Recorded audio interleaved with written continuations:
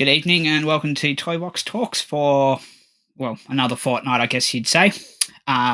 So basically, we had another week off unintentionally for various reasons. But we're back this week, bigger and better. And we've got some wonderful guests to come on as well.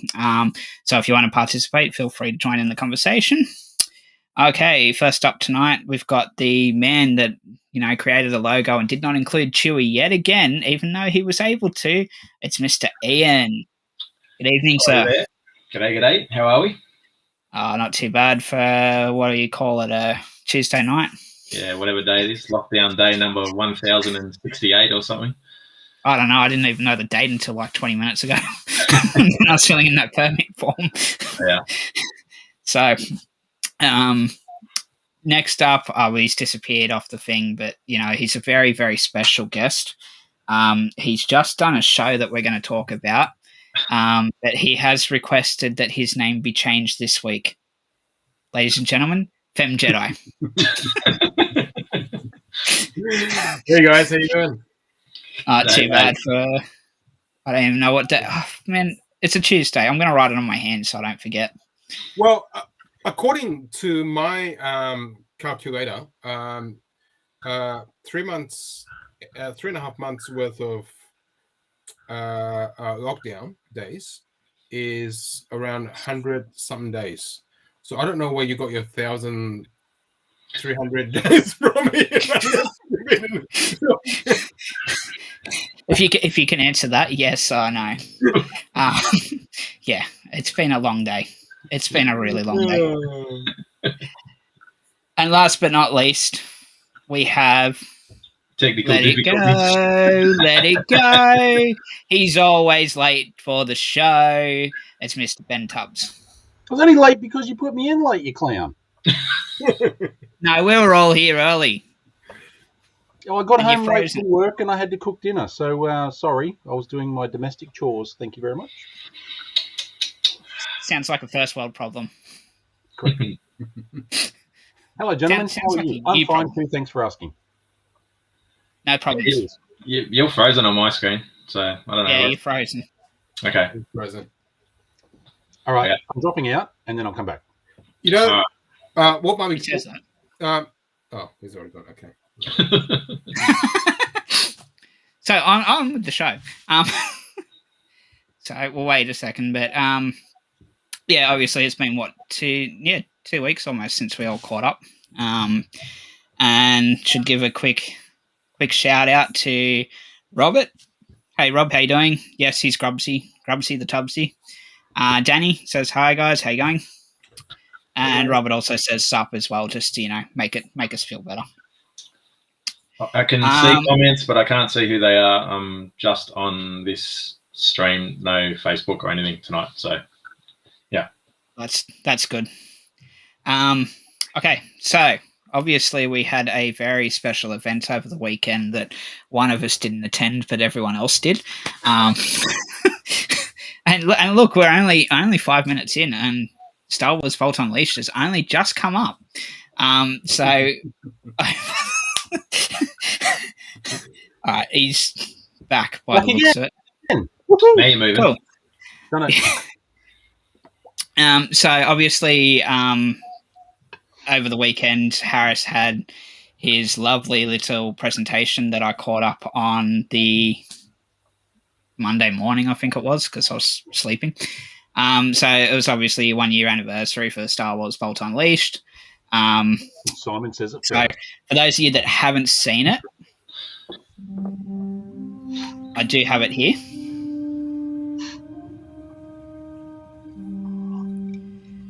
So, Harris, give us a quick run through of what you did and stuff like that, and obviously I'll link it back into the comments.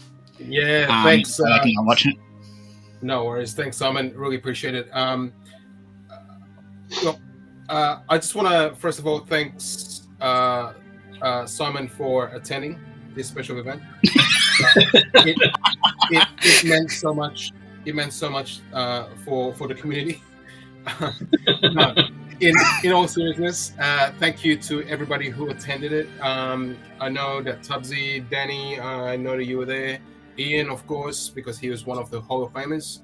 But really, this was a 30-minute quick kind of event to celebrate the first anniversary of Star Wars Vault Unleashed and the channel. Not only that, but also to recognize the some of the best collectors out there. As you can see on the screen here, we kind of gone through a bit of history, what's happening over the past 12 months. We announced the Hall of Famers, which is on the next slide, and then we announced the winners as well. That covers sort of 5 separate award categories. So it was really fun, and I think the one thing, the best part of the show was not about about the awards and the rest of it, but it's getting everybody together on the same platform. Having people coming from South America, from Central America, from Mexico, from North Americas, from Europe, from UK, from Canada, Australia, of course, and really just celebrating who we are as collectors. So yeah, look, I think it was a really fun 30-minute event, and Tubbsy, myself, and Ian, we got to chat afterwards with the rest of the people that attended for another hour, and even though Zoom kind of kicked me out here and there all the time, but that was pretty fucking annoying. But it was that leads me to my next thing. Like, were you that hard up for guests that these 2 guys in the corner had to show up on the screen? Like, I watched it and I nearly threw up my breakfast. What a nice shirt, Ian. I really like your shirt, mate. Goes Thanks, right. mate. Yes, yours was absolutely spectacular as well on the day. Well done. Buddy. I just wish I had hair like you, but anyway. Well, right, you couldn't see the top of your head anyway. You're fine. I was sitting up there. And as I know Robert's going to be on here somewhere. Yeah, I agree. We probably should have cropped that shot a little bit. Do you guys, by the way, I'm so sorry to hijack this a little bit, but I just want to ask you, do you guys recognize any of the other face that I haven't tagged yet on that show? Because there's I haven't had a proper look, if I'm honest, but there's a few people in there that I sort of recognize. It's your show, mate. We don't know who they are. Well, the thing is this, right? I couldn't even download the attendee list. But anyway, look, Tubbsy, Ian, I think it was a great fun having you guys.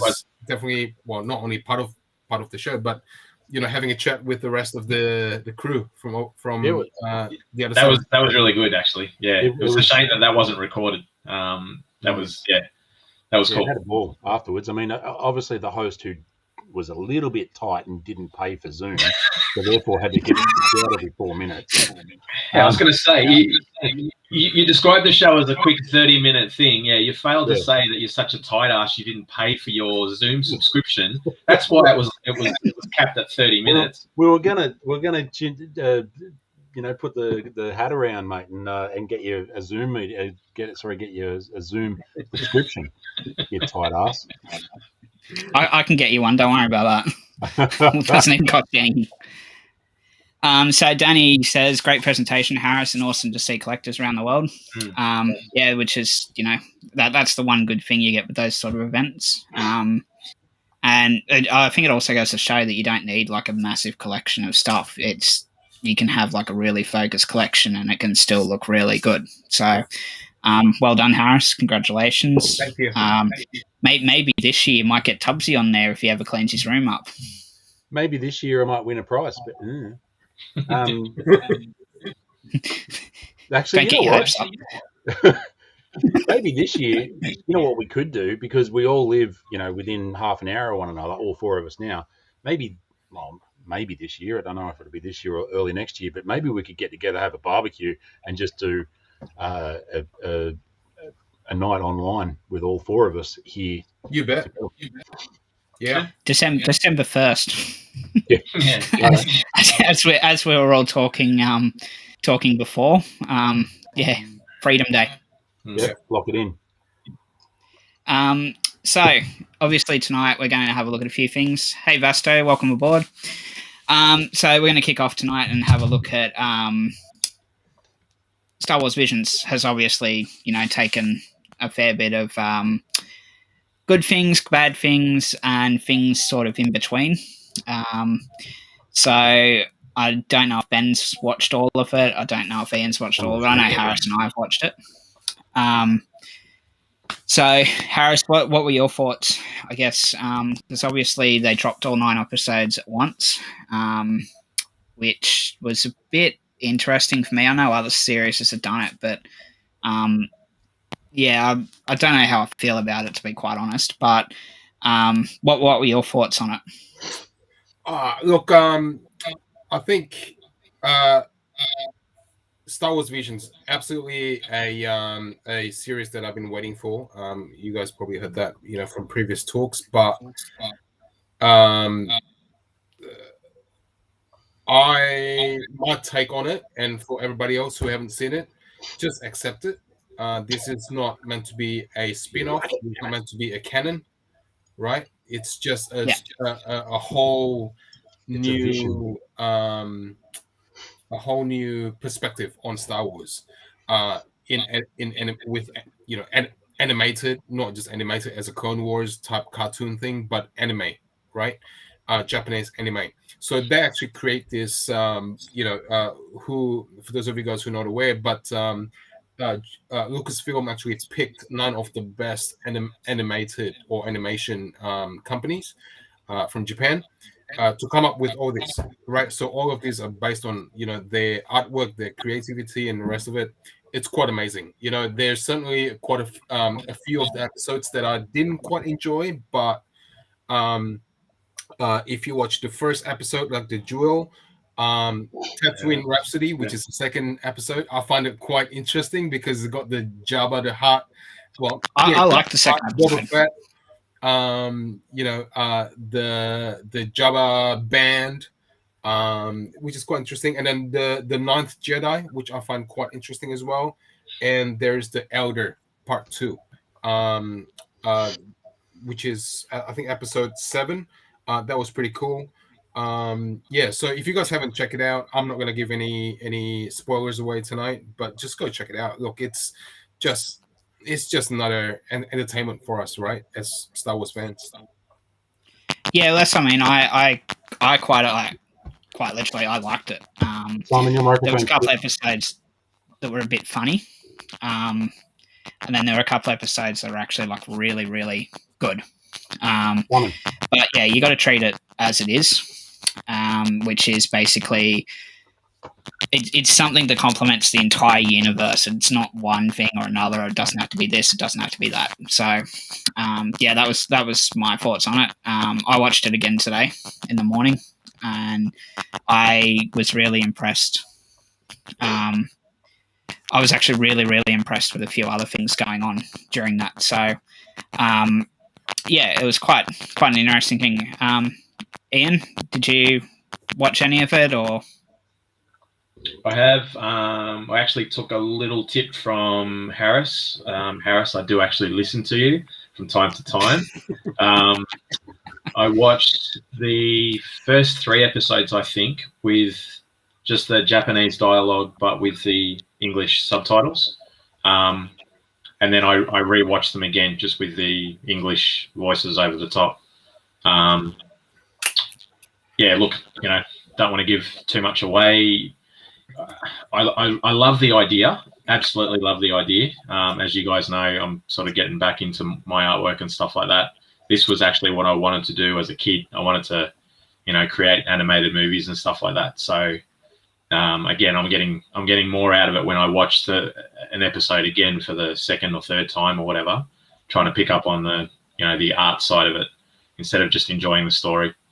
I'm up to the 5th one at the moment. That was literally what I was watching this afternoon when I fell asleep. So it's not to say that they're completely boring. I'm wrecked. I can't remember the last time I had proper sleep. So if I'm only here for another 5 minutes, cheers. Just mute me if I start snoring. Ben, have you watched it yet? Simon, your microphone is rooted. No, I have not watched it as yet. I will. I honestly haven't had time. I will watch it eventually. I'm not a big anime fan apart from Astro Boy. But yeah, I'll watch it, but it's not high on my agenda at the moment. But I will. I'll get there. I just haven't had time. If I can just quickly chime in that, back to Ian's point, do watch it. What about me? Highly recommended that you watch it with Japanese audio and English subs, because that makes it, that puts you closer to the world of anime, right? Right. Is it like I mentioned before? Is it like Dragon Ball Z with laser swords, or is it? Yeah, pretty much. I mean, it's a combination of, right? Anime is anime. Yeah. So yeah, I love it, to be honest. I'll give it a go, but I just it's not my cup of tea at the moment. I will get there, but I just Tubbsy, you know what? What you can actually probably get off this talks and spend next 3 hours and watch Visions. Or not. That's very true. You could do that. Sorry, I can go and watch The Block too, but I'm not going to. The Block. Why would you? Yeah, I'm not even going to touch that one. Oh, because my wife loves The Block, and I've just got to put up with that shit. But anyway, they're not long episodes though, so it's not like I don't have time to watch TV. I watch bugger all, and I've given up on the number of series that I've started watching and never get to finish, and probably won't ever go back to. These are quite short and sweet, which I think sort of adds to it. And I guess that's possibly one of the reasons why they released the whole series all at once. If it was literally an hour-long episode, each episode, maybe one a week would be enough just to keep you going. But I think the first one only lasts for like 12 minutes or something, I think, from memory. Well, I think you raised like an interesting point there. Because they are a little bit shorter, but they're all different lengths. So you have some that are like 7 minutes, you have some that are 12 minutes, you have some that are 15. I definitely loved episode 1. I thought that was actually, in terms of doing it in a short time frame, in terms of putting a story together, that was actually really good. The Astro Boy one, the TB01 or whatever his name is, was one of the other ones. The Rhapsody, the second episode, I I was a bit on the fence, but having watched it again, I actually did enjoy it once I stopped thinking about things a little bit. But this one had to be one of my favorite episodes through the whole thing, because it had that Star Wars sort of feel, of the prequels with the sequels, with the old trilogy sort of sprinkled in between. But it'd be interesting to see if they do a second season of this as well, which I do hope they do. But if you haven't seen Star Wars Visions yet, it's streaming now on Disney Plus, and will probably be on half of the pirate sites that are out there if you're too cheap to pay for Disney Plus. Harris. Hey. Obviously, Friday this week, we have this show showing up as well, which is Lego Star Wars and Terrifying Tales. Right. So this drops on Friday ahead of Halloween, which will be quite an interesting one because it's apparently got a mix of characters across all of the generations, clearly aimed at kids, obviously. Big kids like me, though, as well. I'm going to watch it, I won't lie. Yeah, I love all the Lego stuff. It's really cool. Yeah, Lego Star Wars, I mean, I've watched it for a number of years whenever it's popped up, and I've played the games. Yeah. And they've actually just released a new game on Apple Arcade. And basically was a good little game to play. It's like Star Wars Galactic Battlefields in that sense. That got released last Friday, I think, from memory. Thanks, Travis. Yeah. Travis. Is that the 3 idiots and 1 normal person? I can I'm a Yeah. normal person. That would be Yeah, Travis. I don't know We who's started from written the it. top. But thank you for classing me as a normal person. So the other thing, going back to Visions for a second, which I forgot I had these slides, was the starship designs. Like they were recognizable, but they had a Japanese sort of twist, and especially the one in the first episode with the troop carrier. But one thing I noticed, and I only noticed it when I was watching this, is it's actually got a combination of the First Order Stormtrooper, but also the normal Stormtroopers, and then the Clone Trooper helmet. So you've actually got all 3 sort of troopers mixed into this one series now. So that was quite interesting. Lastly, we had this come out, which is Disney Plus Day, which obviously is the anniversary of the original launch in the US and the UK, and then Australia a week later. So this is basically what's dropping on Disney Plus on the 12th. But there's also going to be a Boba Fett special. The trailer. Yep. And you're going to have Book of Boba. We've got Olof's Presents, so it's a good thing. Well, you can watch that if you're really into Frozen. I haven't seen which it. Apparently you are. No. Olaf goes all right, though. Yeah, but it's going to be interesting because you're also going to have a few other programs they're throwing together. So obviously you're going to have the trailer release and everything like that. But yeah, what else do you think we're going to see this year? Because Andor has apparently finished filming now. Obi-Wan's apparently finished filming now. Mandalorian season 3 went into production this month. Yeah, we're still in September. Yeah, so what do you think you guys would like to see out of the next, say, 6 to 12 months? What I would love to see, if you don't mind me jumping on first, All yours. Star Wars Visions action figures. I reckon that would be so cool. You know, I mean, we've seen some figures came out of Resistance, right? The cartoon miniseries. We've seen Clone Wars. You know, the animated version, not the real version. It turned out really cool. So I would love to see that. I know that we're not talking about action figures. I know that we're talking about, you know, Disney Plus shows. Yeah, that's just it'd be cool. Sense. Again, without giving too much away, the characters, the whole costumes and scenery from episode 1 in particular. Yeah. I would like to get a couple of those figures. Absolutely. I think if you took it from episode 1, you wouldn't have to take it from most of the rest of the series, or the ones that have been there, because I think episode 1 had like the really hardcore sort of characters. Yeah. But some of the trooper designs are actually quite interesting too. But the interesting thing with Visions is it doesn't actually have any other tie-in material to it. So it's only got the novel that comes out next month. And there is a comic book series rumored for it, but that's not going to be anytime soon. So, yeah, it's kind of 50-50, I guess. So, yeah, that's basically where we were. I guess my question would be for you guys, if they did another Vision of series of season Vision, would you be interested in watching it, or what would you like to see, or would you like them to carry on what they were doing? Ian, you look like you're chomping at the bit. Yeah, no. I'd like to see something. I'd like to, I don't know, whether they keep going, like asking those same 9 artists or teams to do another episode, or whether they just, you know, totally flip it, try a different country, a different continent.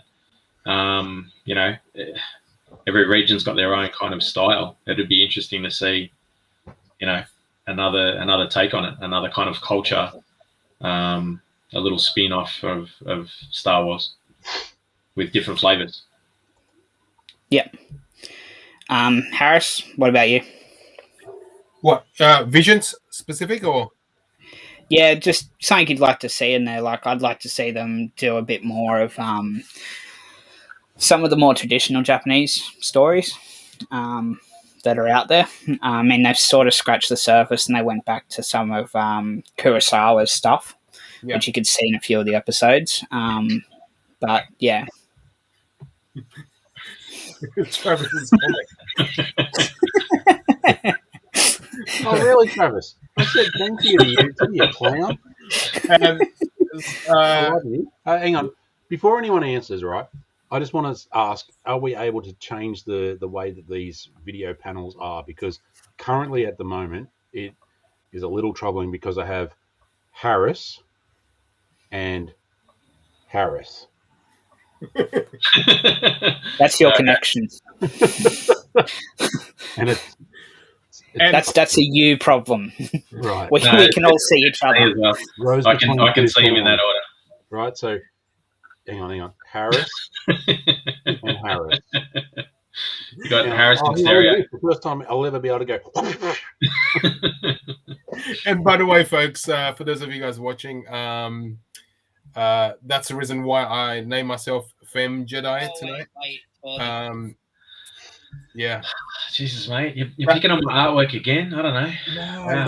Oh, by the way, talk about Ian's artwork. I just want to give a shout out to Ian for the new, Star Wars Vault Unleashed logo design. So Ian, who actually created it. So thank you, Ian, once again. And it looks awesome, man. You're welcome, mate. It was a I know we discussed it the other day on your channel, but it was 48 hours in the making and 3 bottles of wine. and a 5-minute rush to get it all done. Yeah. No, 42 individual designs or variations. So that's right. We got there in the end. It was good. Yeah. It was a joint effort, right? Your wife, my wife, everyone chipped in. Yeah, exactly. Yeah. So back to Visions. Yeah, I would love to see. I'm not sure if they're actually going to produce episode. Second season. I hope they do. But how much can you change with anime, right? I think they're just going to continue to create new stories. But over the past, I think 6 months ago, they announced the whole what's coming from a Star Wars Disney Plus point of view, right? You got the Squadron, we got Ahsoka. I think somebody mentioned Ahsoka. Ahsoka's not even in production at the moment. It's not even at script writing, apparently. So that's a while off. Yeah.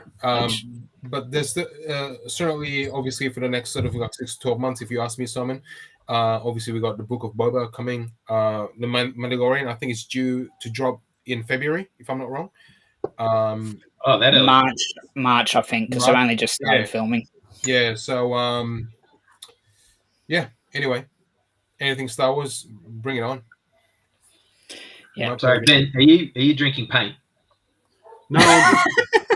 I just was looking and I was like, shit, hang on, I'm nearly out of white. And then I realized I've got the new bottles over here. No, hang on, that's the empty bottle. Where's the new bottle? There. New bottle's there.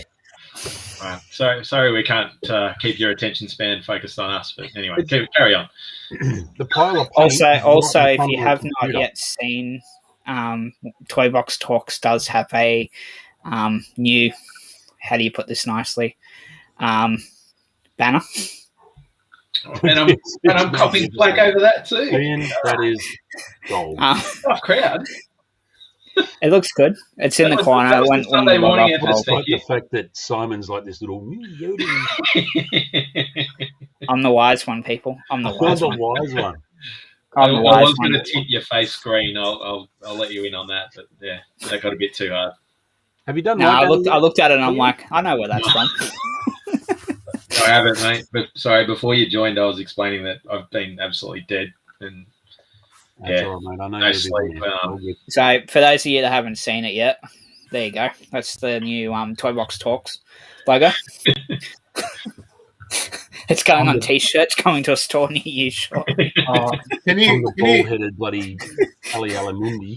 Before you put that up on a T-shirt, can you just change my fucking body first? No. I don't want to be You want a more massive? I thought it was realistic. That was my honest opinion. Right. Come on, that looks like Yeah. Hang on. I'm the cone head, all right? Yeah, I was going to stretch that up too, actually. Good job. So yeah, stuff you guys. No luck. I'm gonna recut the whole thing. I'm gonna lock it in on the page as well, so that no one can edit it. So yeah, screw you. Just so you know, this is what happens when you go to Ian. Yeah, I don't really care what you do. Just do. Yeah, that's it. You give me a So license not to do one whatever. of my proudest moments. But you've also got some criticism about it. So Helen and Travis both say there's no chewies. Yes, well, see. Again, And I heard there was cheesecake on the line. I'm getting told that I can't just put a million chewies on everything. So this time I went the opposite, and I didn't even put one, and still got shit. That intervention finally worked. Well, that took a few times. On this banner. Yeah, watch this space. Talk about needs more chewy, Helen. So when I was putting together some concepts with Ian on the new logo, bloody hell, you know what was the first fucking design? So out of the 42, like 5 of them is probably like Chewie head. So there's like the Star Wars Vault Unleashed SWVU with Chewie right in the middle. Hey, did it look good? It looked great, actually. It looked good, right? Yeah. It looks better than the Jabba the Hutt that's on there now. There we go. See, that's there wasn't a Wookiee on the Jedi Council. Yes, thank you to whoever that was. Again, I can't see. That was Edward. That was who? Ed. Hey. Yeah. Cheers, Ed. Okay. Yeah. So enough about Ian's artistic work and our criticisms, because apparently he'll get upset shortly. But at least get him waking up for another 5 minutes. Yeah, you're forcing me to drink. So obviously, between our last episode and now, we had a few product reveals drop. So obviously the Retro Series, I call it the Retro Series, but it's the Droid Series Boba Fett dropped, which I'll zoom it out a little bit because that's wrong one. So obviously this is dropped for Target US, and I think it's popped up on Zavvi as well. Bit of an interesting one, I think, because it's basically just a repaint, really. I don't see much difference between this and some of the other ones. The box is nice, though. The box is actually really nice. We just had Gaming Greats. This dropped this morning. So obviously this is Boss from Republic Commando, Gaming Greats line. So obviously GameStop /EB/Sing/ Game Mart in the UK exclusive, which the UK isn't exclusive. But it looks like the line's continuing as well, because if you see in the corner on the side of the box, there is another figure there that got some sort of staff.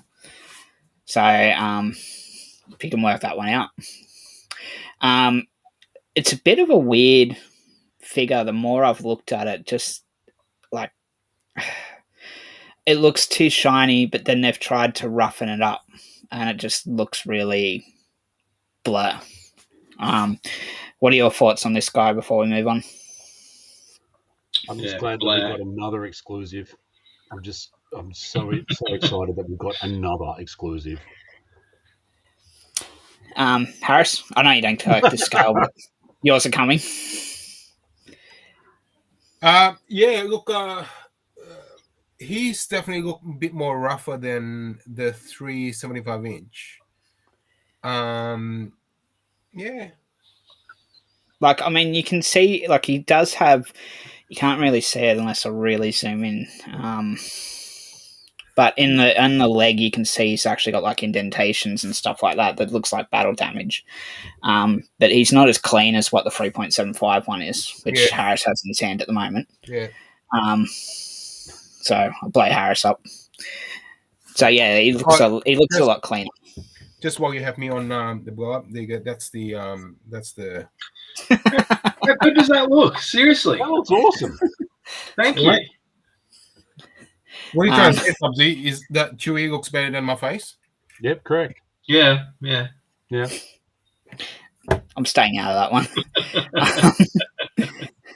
So Danny definitely wants the Commander. I can see this selling out pretty quickly, if I'm quite honest. No exact ship date yet.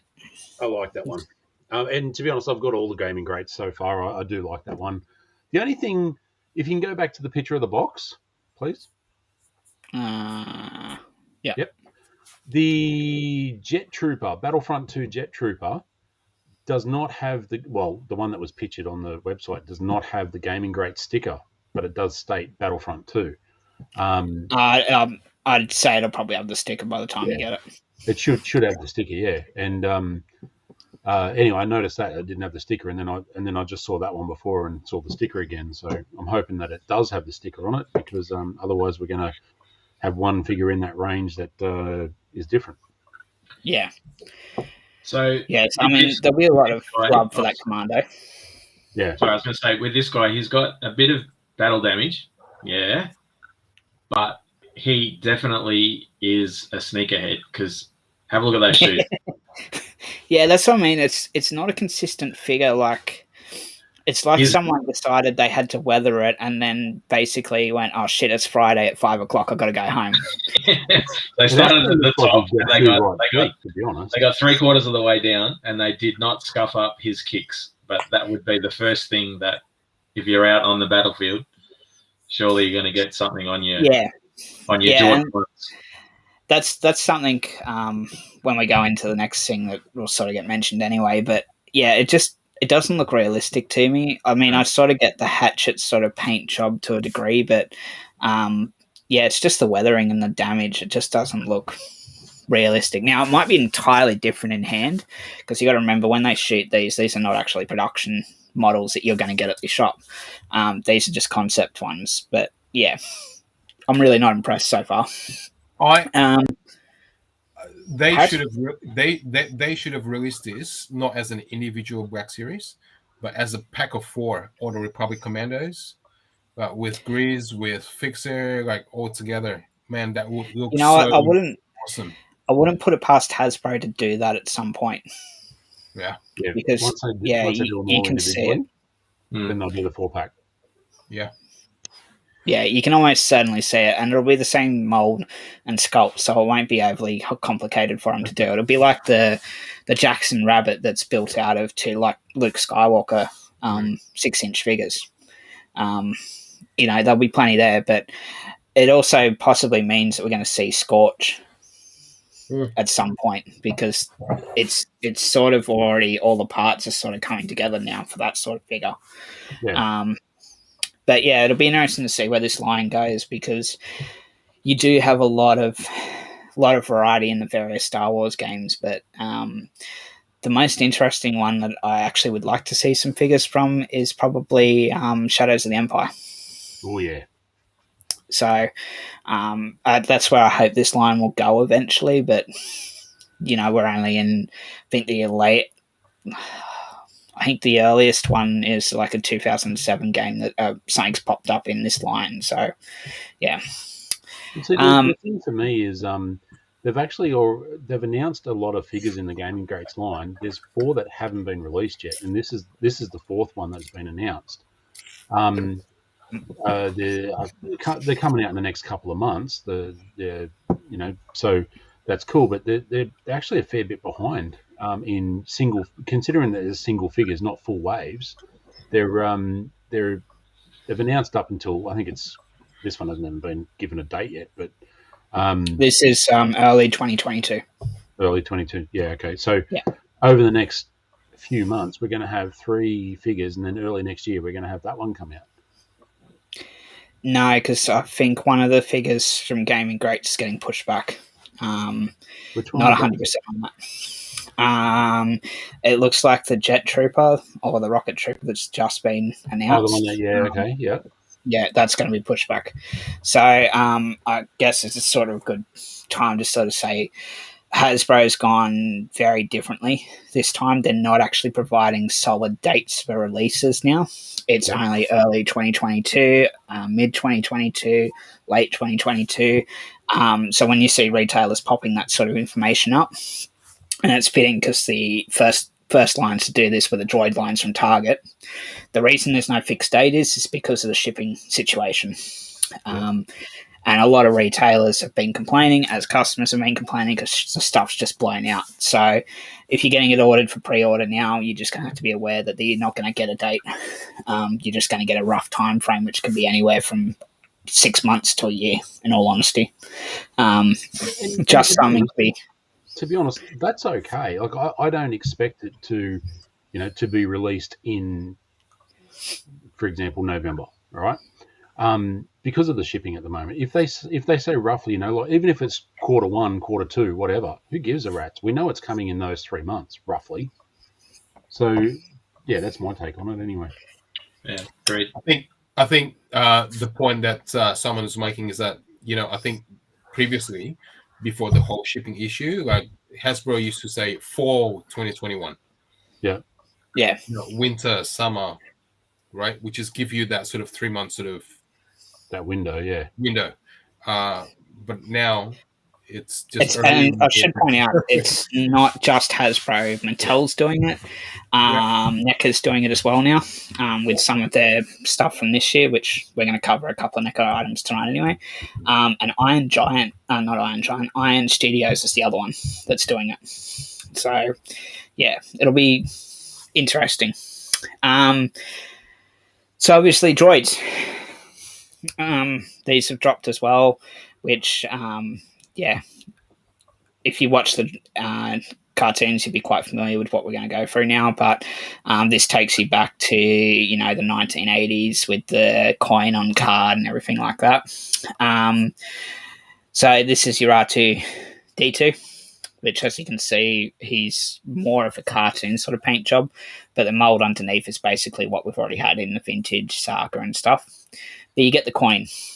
So the coins are completely new. So this is an interesting concept with what they're doing. This is a Target exclusive in the States again as well, and it's popped up on Savvy for pre-order. But yeah, this is an interesting concept because we're going to be talking about this a little bit later on tonight, but nostalgia has really crept into the Star Wars line in particular. Yeah, I mean, I can't remember the last time I watched droids, but you then have Boba Fett. Again, this is the vintage collection versus the Black Series one that we had before, which it's a nice looking figure in all honesty. I actually quite like it.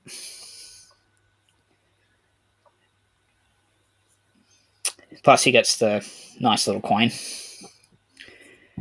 Just one thing.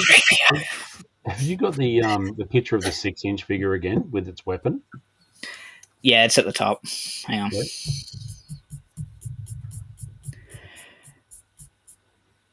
Right, go down a bit more. One more. We can't. It's the box. Oh, no, go up. Subsy, mate. This is a Star Wars talk show. You don't say go down a little bit more. So the Black Series one is a little bit different. Have you got a photo of his blaster, not his pistol? Is what I'm asking. No, I've only got what was there. Right. Okay. Cool. Yeah, because I didn't pull out every. I think it's a different blaster in the 6-inch one than the rifle. Sorry, than in the 3.75. Yeah, it possibly is. I wouldn't read too much into it until they actually get issued, though, because. Like these photos get taken about midway through the process. So what you actually see on your store shelves is still being made at the moment. C-3PO. Looks like he shit his diaper. Yeah. But he did in the show.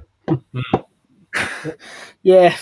I don't know what to say with C-3PO. It's always been a weird figure for me. I mean, the actual shot of him in the packaging looks really bad. But yeah, it's nice to see this sort of thing come back in, and we'll cover this in nostalgia next anyway. But yeah, basically you've got these 3 guys, which they seem like they're going to be a limited run sort of thing. We're not going to see an expansion on the series or anything like that. It's just going to be what you see is what they are. But my question to you guys is if you guys actually manage to get your hands on any of these, is this one of those items that you will leave in a card or in their box and not pull out, or is this one of those figures you're going to pull out? No, I'd leave them on card. I haven't ordered them as yet. I'll probably order them at the moment. Probably order them from Zavi. I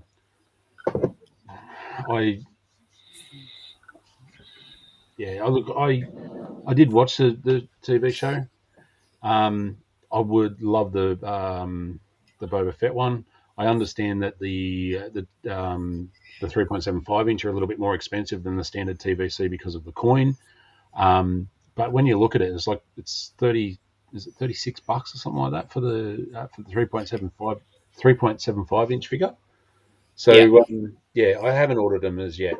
But I will. I would prefer the 6 inch over the others, but I will get them all and I'll leave them on card. So cheers. Ian? Yeah, same on card, all three. Cheers. And Harris, even though I'd probably know this answer already, but Harris? Okay. So let me give you my thoughts on the new droids. Let me top up my drink. Harris loves them, and he will love them forever, and it will be my squishy. I'm going to be sick now. So,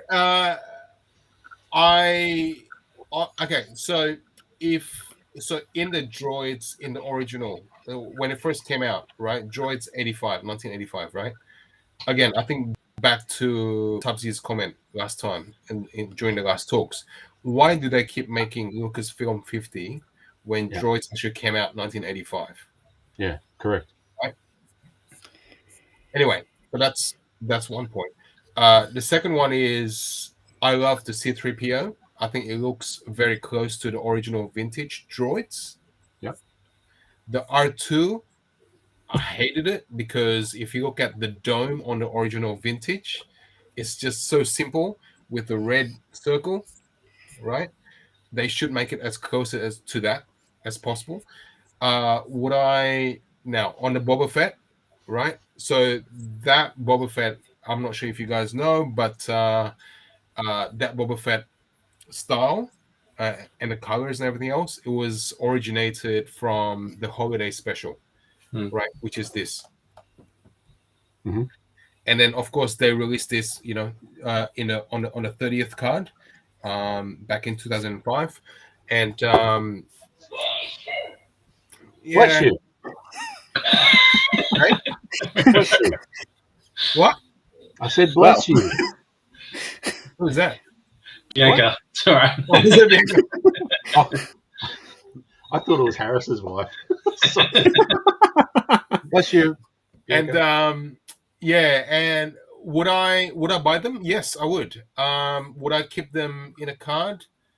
Yeah, I think I would. Okay. It's one of those vintage kind of feeling, right? It has those vintage feelings, right?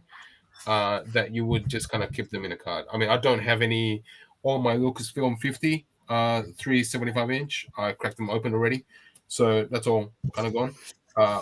But these ones I would keep it in the card. Okay, yeah, that's fair enough. I mean, I'd probably be the same.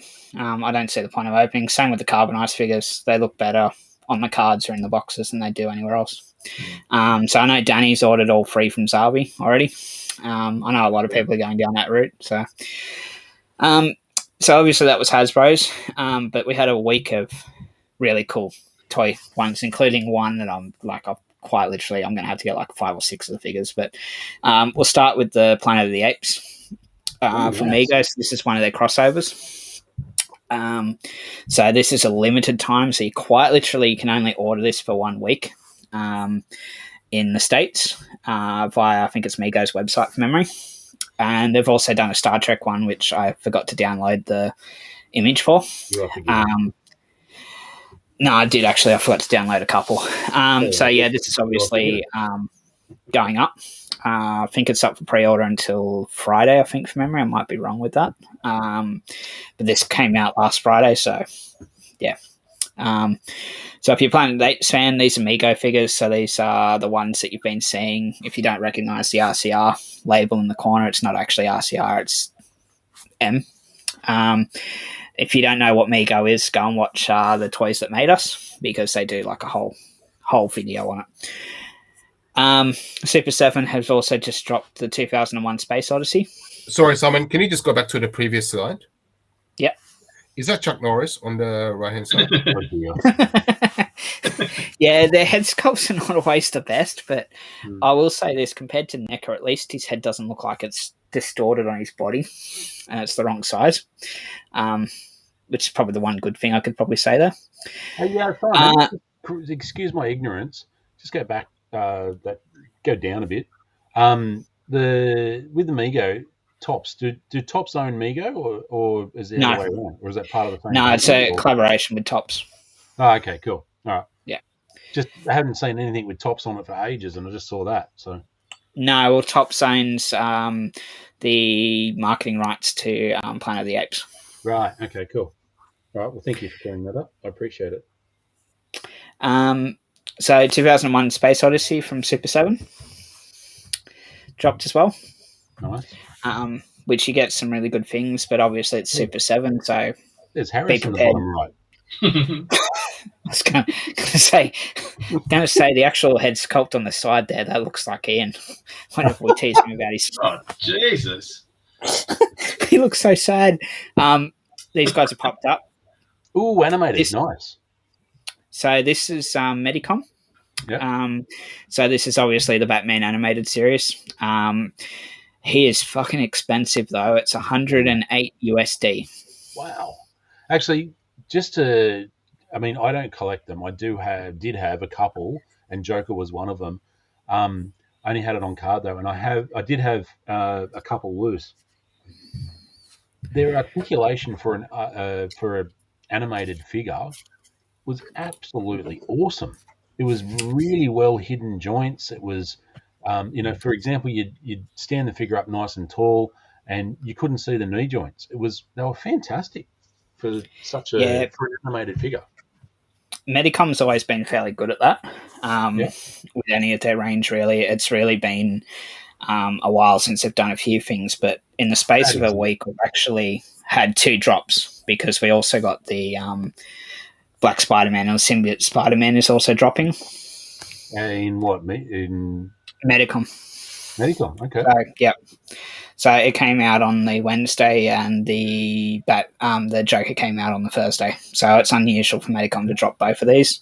They're both early next year as well, but there's a major price difference between the two.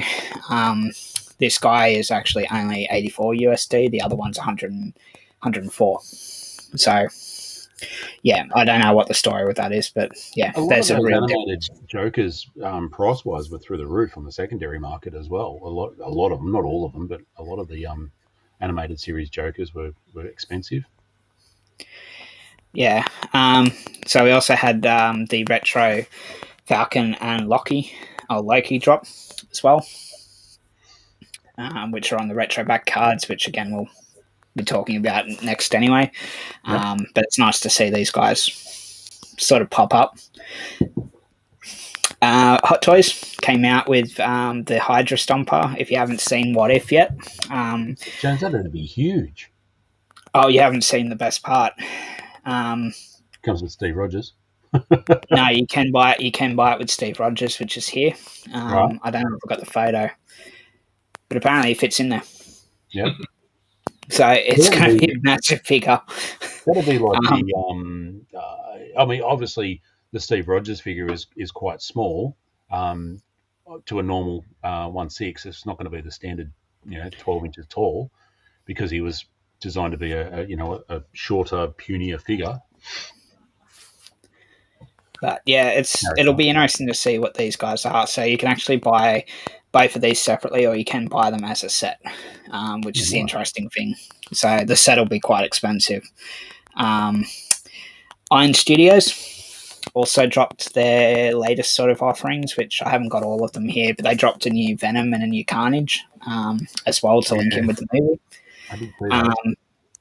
But you've got Ahsoka and you've got Luke from The Mandalorian.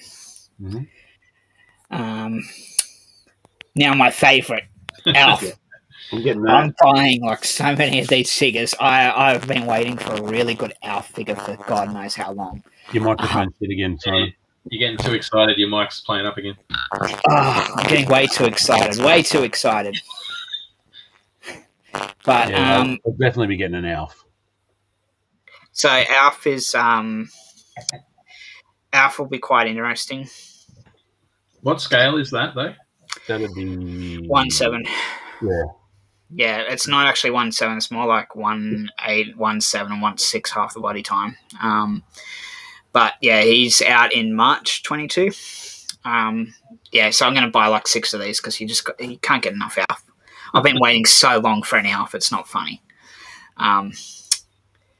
So I don't know exactly what accessories you get with him. Yeah, I was going to say, have they announced what actual accessories? Because I've seen heaps of bits and pieces going. Well, I wonder if that comes with it. But I'd say you'd be pretty safe with the food. I don't know about the cat, but I'd say you'd probably get the cat. Hopefully the cat. I could see you getting this as well. Yeah. So, yeah. HasLab. So the Victory Saver campaign, that's the current HasLab project, has come through with the colour schemes for the figures, which for some reason were never mentioned when they first launched the program. So they've actually just given them a paint job. So you can see what the new ones. And the good thing is that one of the original voices from the Transformers series was involved in the unveiling of these too. So that was actually quite a decent thing for Hasbro to do. And last but not least, we're in reveal week. So Mezco has MezCon that starts on Saturday morning here. Oh dear, I'm going to be broke again. Yeah, it's going to be interesting because obviously most of the stuff that you see with these guys you don't actually see. You won't see for like years if they even do make it at the end of the day. Yeah, the interesting thing is as well is that they're also kicking off a month of Halloween reveals. Okay. So it's 31 days of Halloween and stuff like that between Mezco, and I can't remember the other company now. Yeah, so that's your month sort of ahead. Yeah, what are your thoughts? Speaking of Mezco and shipping dates and stuff like that, like the problem that I love Mezco, right? I love their figures; they are fantastic. I don't have all of them. I do like to collect them. The one that I have been looking for ages, or looking forward to for ages, is Ghost Rider, and it was supposed to be released in June, and there has been zero information as to what is happening with it. It's just, it said when I pre-ordered it, it was pay the full amount, and it's out in June 2021. Where is it? I haven't seen it. Yeah, a lot of that's got to do with shipping. Pure and simple. There's a lot of shit that's been pushed back. Yeah. But there's no information. They haven't said, oh, it's pushed back because of. If it's pushed back because of shipping, no problem. Just let me know. Yeah, but that's the same with every company. I mean, try getting stuff out of LG at the moment in particular. LG doesn't do anything, which is why you're not seeing a lot of massive advertising campaigns from anyone about massive markdowns or new 2021 models, because all that shit's still sitting on a wharf in China. But yeah, it's nature of the game. But yeah, you are right. Like, communication across the board needs to improve. But at the same time, like, when you contact a company in China, all they can tell you is that it's sitting on a dock. They can't actually tell you if it's going to get in a ship or anything like that. That's the unfortunate reality. You like Mr. Sparkle? Well, it's like with some of the stuff we're going to sort of go into next. It's only just shown up in the States now, and it was supposed to get released in June. So yeah, I'd love to say that it was easy and it was easy to sort out and stuff like that, but yeah. So we're going to now switch over and we're going to talk about nostalgia and Star Wars in particular. I did look at doing Marvel as part of this, but I decided not to, just to give context to the conversation. So obviously we've just mentioned it's the 50th year of Lucasfilm. And we've obviously just seen the droids lines coming through. Obviously now Shop Disney and some of the other fan channels are now starting to get their stock of these guys. What are your gentlemen's thoughts on nostalgia generally? So obviously in the last year or so, we've had the Phantom Menace repacks for San Diego Comic-Con. We've had obviously the Power of the Force 2 exclusives popping up now. We've had the obviously droids, but you've also had the 50th anniversary VC line. You've also had basically older sort of lines popping up now, and old card backs, old designs, even old color contrast. So obviously Obi-Wan and the Jawa and stuff like that were done in the Kenner sort of colors or done in prototype colors. You've had the retro ranges. My question for you guys is when is enough with nostalgia? When does it get to a point that you go, well, hang on, look, I don't want this, I don't need this, I don't want to collect this. Ian, what are your thoughts? Besides the fact there's no Chewie, I already know that one. Yeah. Well, hopefully they don't stop. Right, so it's not enough as long as they keep going and eventually spit out a Chewie, because obviously I would get it. I like these. You know, I said I think it was the last episode. Leia on the green card. You know, that looks awesome. I really liked it. So yeah, you know, good on them. These, there you go. There's the original of Luke. But yeah, you know, if they're going to do a remake of them, then yeah, I think there's a place in some people's collection, if not all. They look good. Harris? I don't give a shit. They're 6-inch. I don't care. Now, look, I think we sort of covered it in the last, as Ian mentioned before, right? I think we talked about it a little bit about this, you know, repacks and reproducing some of the, you know, the old sort of cutbacks and stuff. But it's pretty obvious that that the Power of the Force, the line, came out 25 years ago. So it seems that what was pretty ugly back then, which is the muscly, you know, the buffed up version of Star Wars, The steroid Star Wars being appreciated, right? And you know, again, I think the one thing that I mentioned before is that, you know, some of the collectors, you know, the vintage, like serious vintage collectors that I've interviewed, that I've met, they're now starting to collect some of the Power of the Force lines, you know, and I think there is, you know, people will buy this, no doubt, but for me, I don't. Yeah, whatever. So then I guess going on a little bit further now, it's obviously these guys, which these are the Kenner sort of design or honorific sort of things. Now, obviously, you've just had that Greedo, but you've also got one in the orange card. So obviously, you've got two. And the Jawa as well, obviously. But then you get to something like this. Yeah. So I have that figure, and I really like it. Why? Because of the vinyl cape. They should have bought out a vinyl cape 6-inch Jawa. Yeah. Oh yeah. And yeah, and they should make it exclusive something. You know, make it. Oh, of course. I mean, not just a mainstream sort of a line, right? Yeah. Well, you can see the actual intentions of Hasbro here, because let's look at these 3 figures in particular, or 4 figures actually. So Mace Windu, you've just had basically the last of those figures going out on clearance in some places because they got full boxes of him. But obviously he's just straight away, he's an easy and simple repack to do. Obi-Wan's a little bit more complicated, but the original sculpt underneath is the same figure that we got back in 2017 with the first release.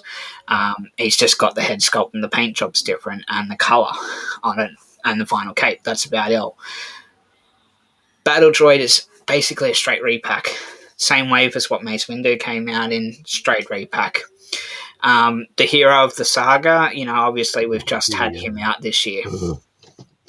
But then you get something like this, which is a completely freaking expensive figure if you can't get it in the original Red Blocks line. But you get a figure like this that, collectors haven't been able to get for a long time. All of a sudden they've got it. And this is actually, in my opinion, this is actually better than the original release quite easily. Yeah. So, that's sort of my thing. Where do you think the line needs to be? Because essentially you're buying figures, with the exception of this guy, you're buying figures that have been issued 2 or 3 years previously that were around in great quantities, that were easy to get. You can still get now for a reasonably good cheap. But, something like this where it's a really rare figure, and Greedo you could put into this category as well, because Greedo is near impossible to find at the best of times. Is this where the line needs to go? Or is this just something that you can go, yep, I'm good with it. I don't need to worry about it. I can just grab it whenever I want to. Ben, what are your thoughts? To be honest, I'm getting a little bit tired of the constant repacks and stuff. That Qui-Gon is a great figure. Have that, and I agree with you, Simon. It is better than the original one. And to be honest, I think from memory this is still a little bit cheaper than the original one, and the original one is crap. This is a heaps better figure, but extremely hard to get unless you're paying top dollar. It's not easily accessible. I would much rather have that figure opened on my shelf than the original one. That figure, no, I've got one. Not interested.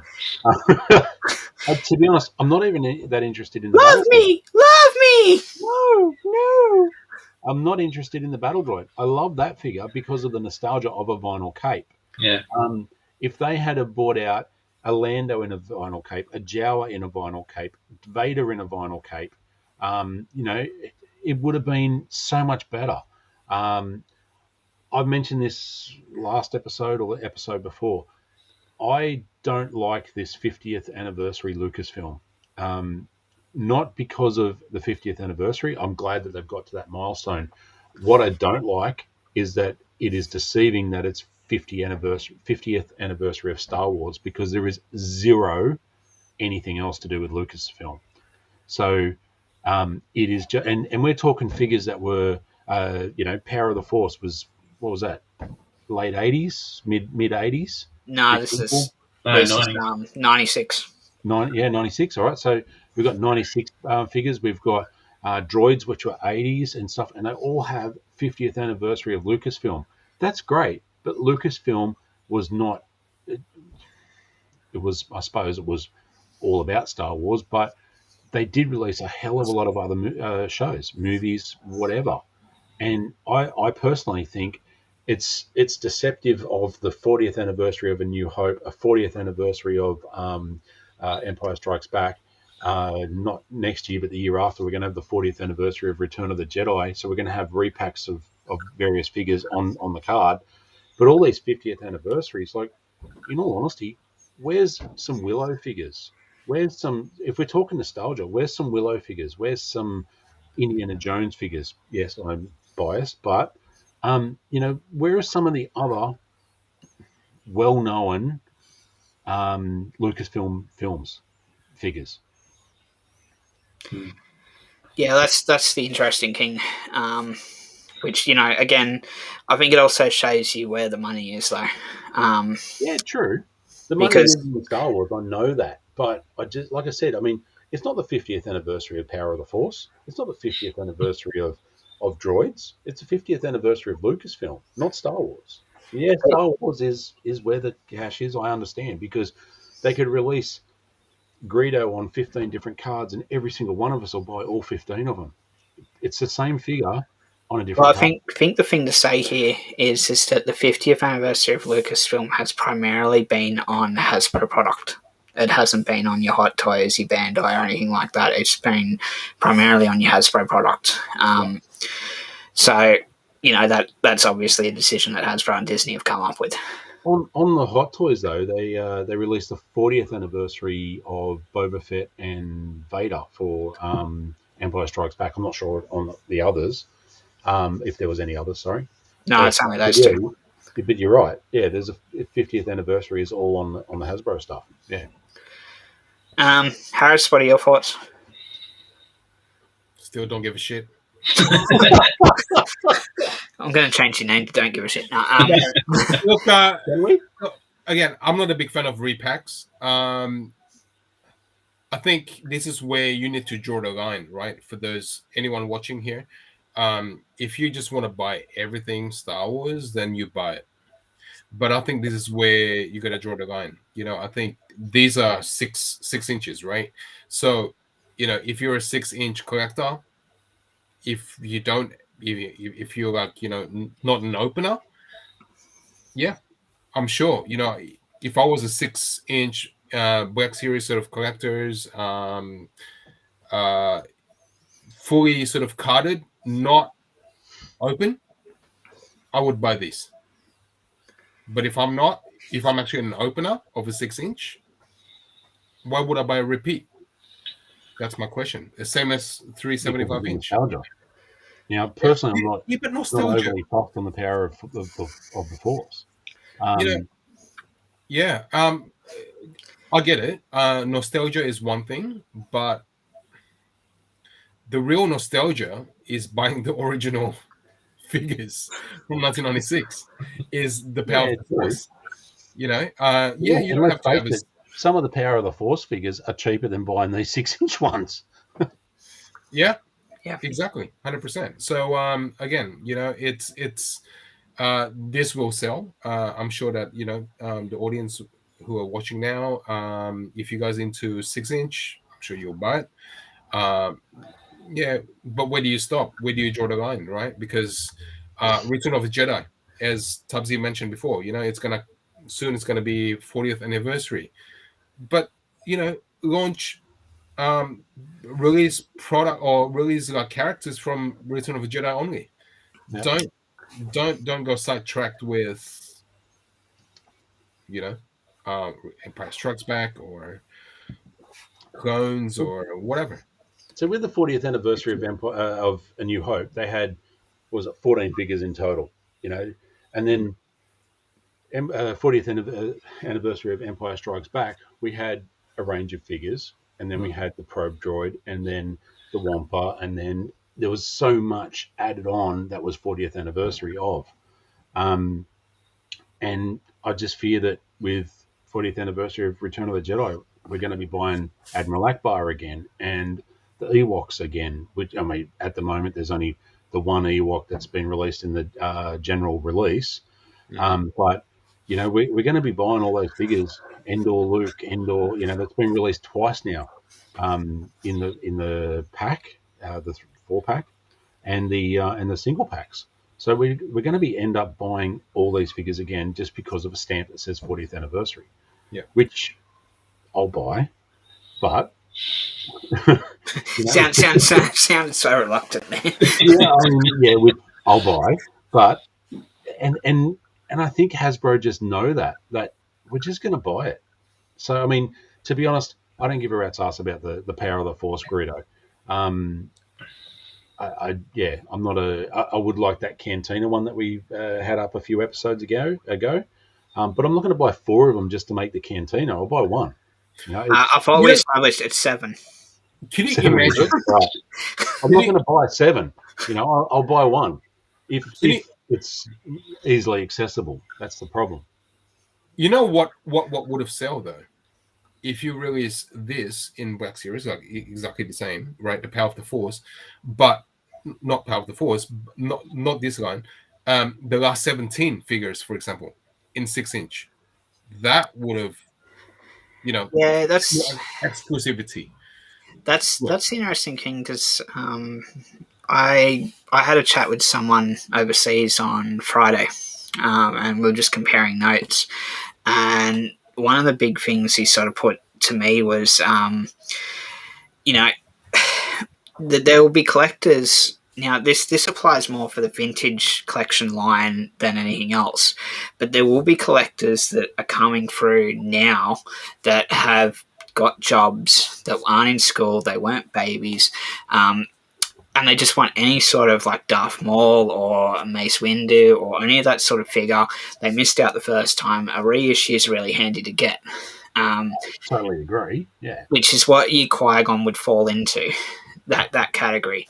And same with Greedo, actually, with this Greedo, not the other one that we saw before. Yeah.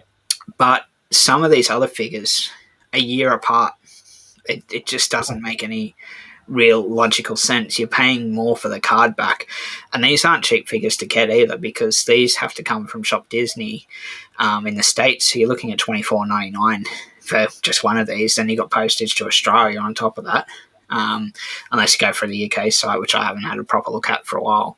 But some of the other ones, you're looking at $50, $60 a figure. Yeah. And that's the downside, I think, with these figures. And that's what I'm talking about. Like, to buy the original Greedo on the Power of the Force card is going to cost you, what, $15? Yeah. And now we're talking it's an exclusive, so more than likely it's going to cost you $50 or $60 to get here.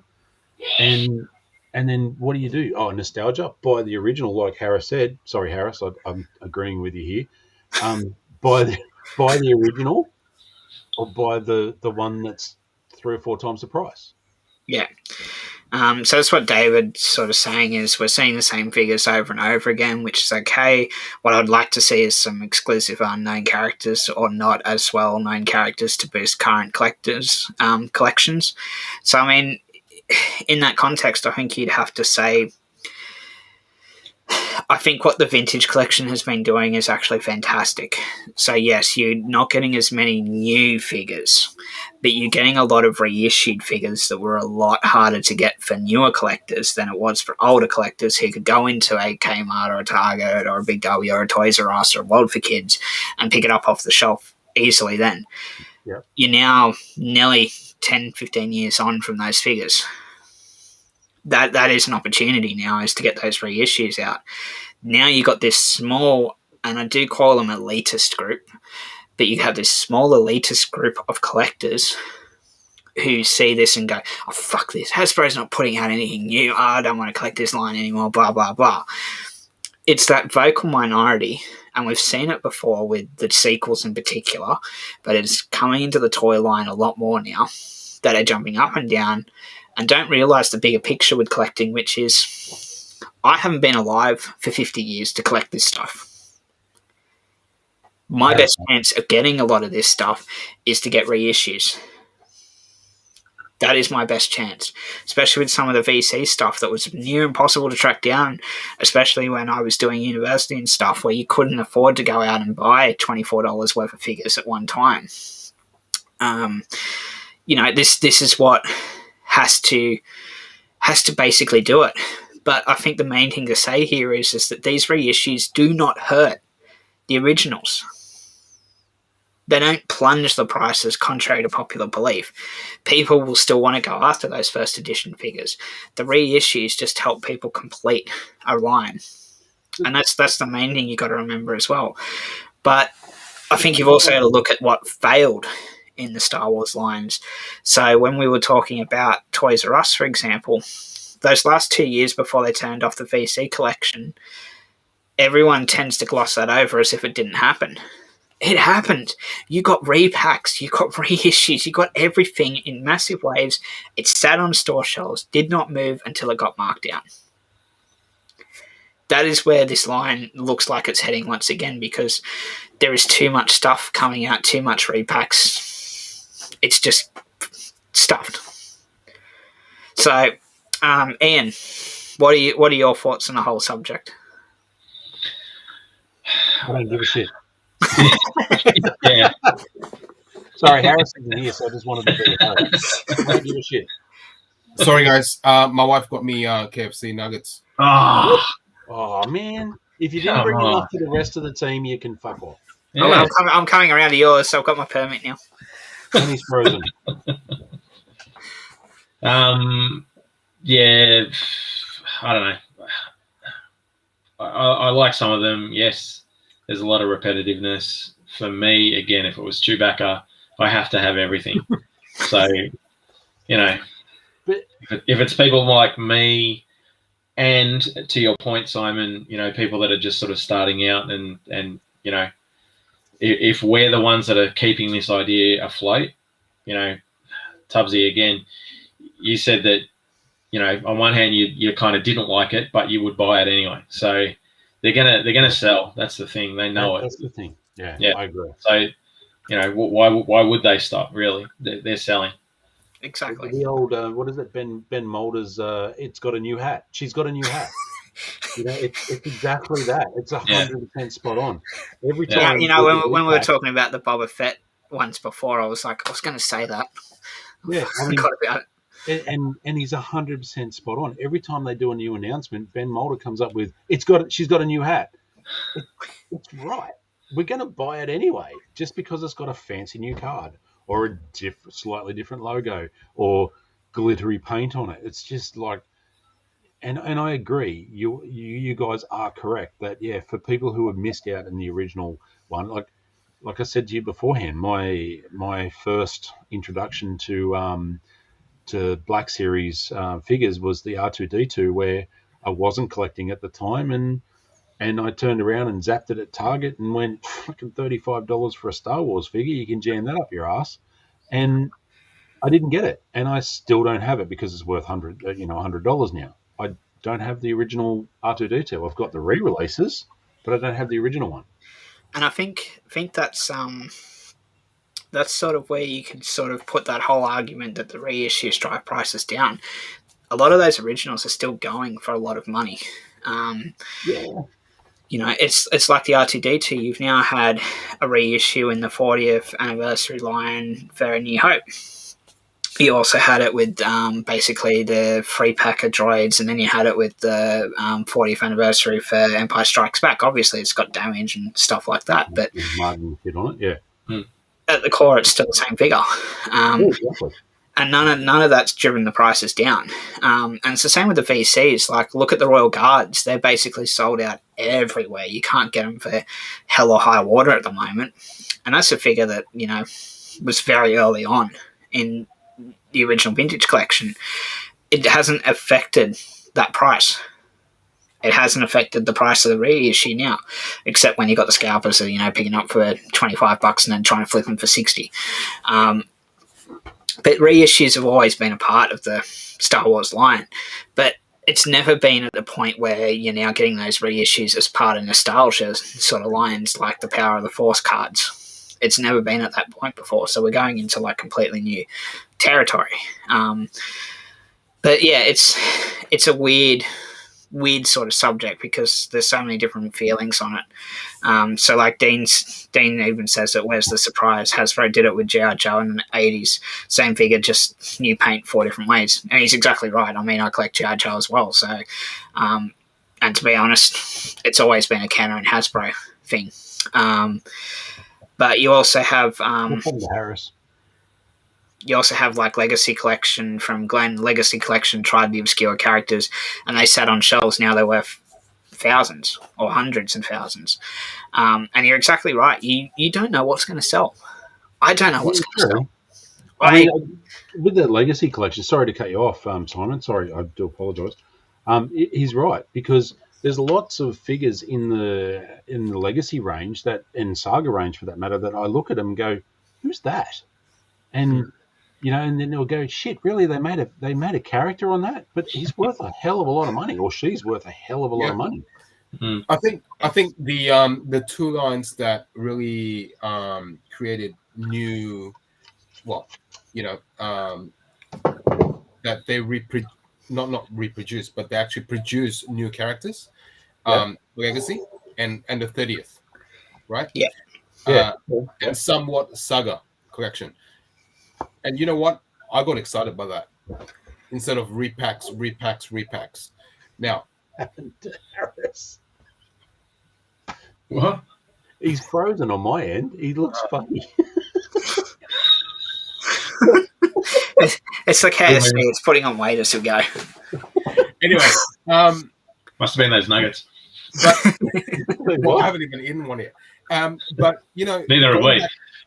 Going back to the droids, though, right? We spoke about droids enough already, but they're releasing 3: Boba Fett, C-3PO, and R2D2, right? Sorry, I've got 4. I don't know why. Anyway,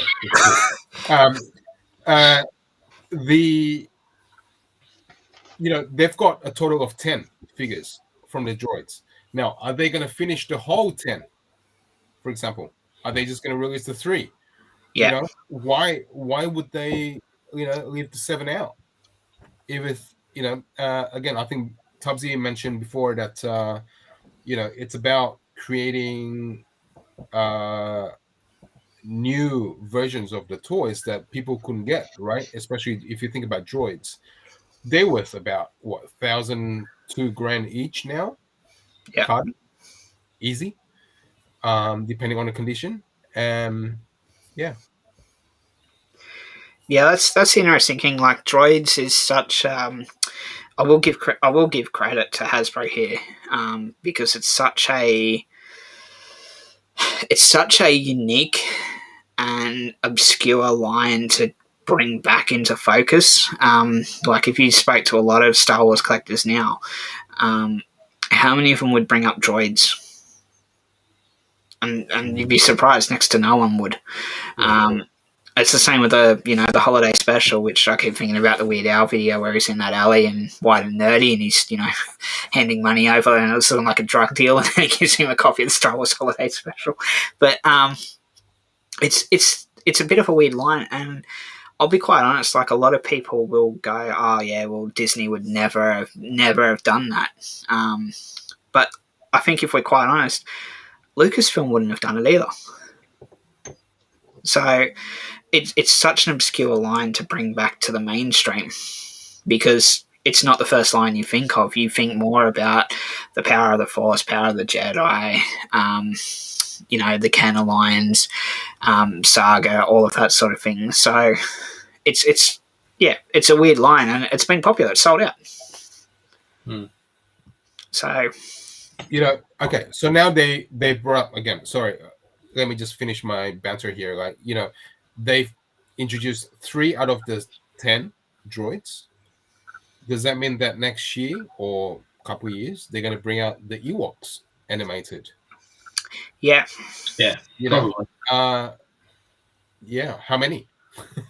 So if they want to, if they really want to satisfy the collectors out there who aren't able to get the vintage droids and Ewoks animated, then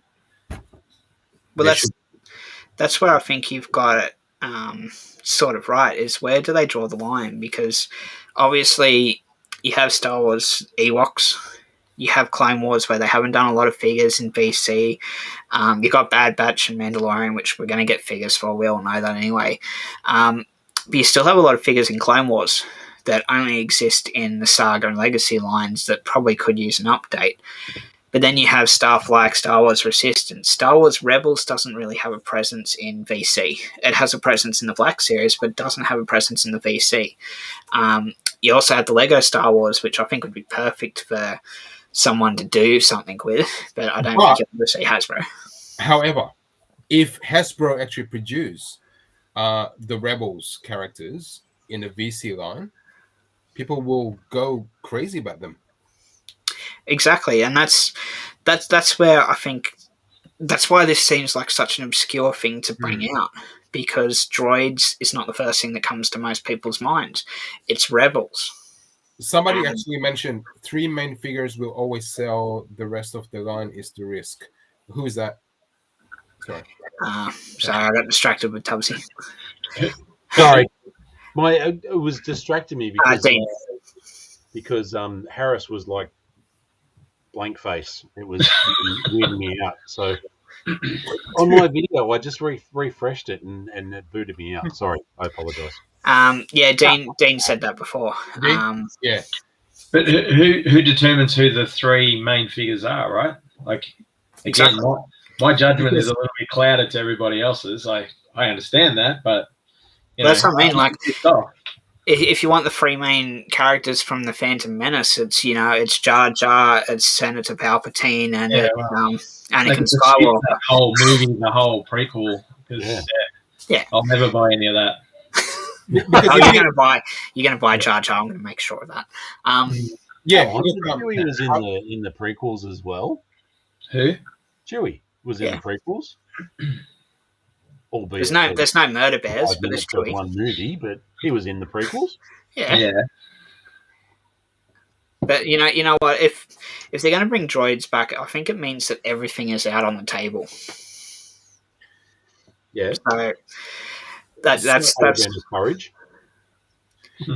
But yeah. Sorry, just to reply to that comment about the three main figures we always sell. Totally agree.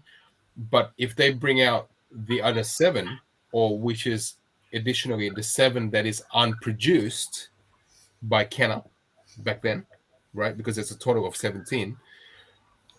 Can you imagine how much of them is actually gonna sell? Yeah. Sorry, I wasn't really listening. Sorry. I apologize, Harris. You're playing question. No, it's okay. Thanks, Topsy. That's what I mean. Like, if you looked at, I actually think this might actually be a pretty good HasLab project. But if you actually did say Ewoks, and basically Star Wars Ewoks, that whole show, I think there's 17 or 18 Ewoks that you could put into like a set and sell that through HasLab, and I think that would be an awesome idea because you would actually have the collection in one hit, which I think most people would go for. And it's a bit more obscure. Yeah, you're not going to get the cards or anything with it, but I mean, in all honesty, like even if they did a couple of 2-packs, because in the original line there was only 4, 5, maybe 6. I can't remember exactly. Ewoks in general. There was Chief Chirper, Wicket. I'm fucking rooted with names right at the moment. Low Grey. Who? What? Low Grey. The Wookiee dude. And then they can use the Chewbacca defense. But sorry, I've had way too much wine. But yeah, there was only like 6, was there? The original Ewoks. I totally agree. If they did 1 pack, would be sweet. But I think as well in the 6-inch line, if they did a couple of 2-packs here and there, would be good. Yeah, that's why I think HasLab's that particular platform you could use to get a lot more of this stuff. And so far, I think they've been smart with how they've done it because obviously you got the Barge, you got Razor Crest, and you also have obviously Rancor coming, which Glenn's still not happy with. But I think if you look at the longer term and the best way to put it together, the mascot showed up. Yes, buddy. But I think, like, if you looked at it all from the point of view of being a fan, we want everything. We want everything made in history, from a character like Luke Skywalker at the end of The Mandalorian Season 2 to the little freaking droid that popped up in a new Open the Cantina scene and he was in there for 5 seconds and gone. So, I mean, I think as fans, we basically we have our blinders on, basically. Whereas we don't really see this, well, unless you work in certain fields, you don't really see the results of what actually sells and what doesn't. And it's like I've seen this debate this week where people are walking into stores and they're like, oh, this is still here. Half of those figures, if you went through half the stores in Western Sydney, they're not here. They've been sold out for ages. It is just one little posh little store in the city that might have 1 or 2 left on the shop.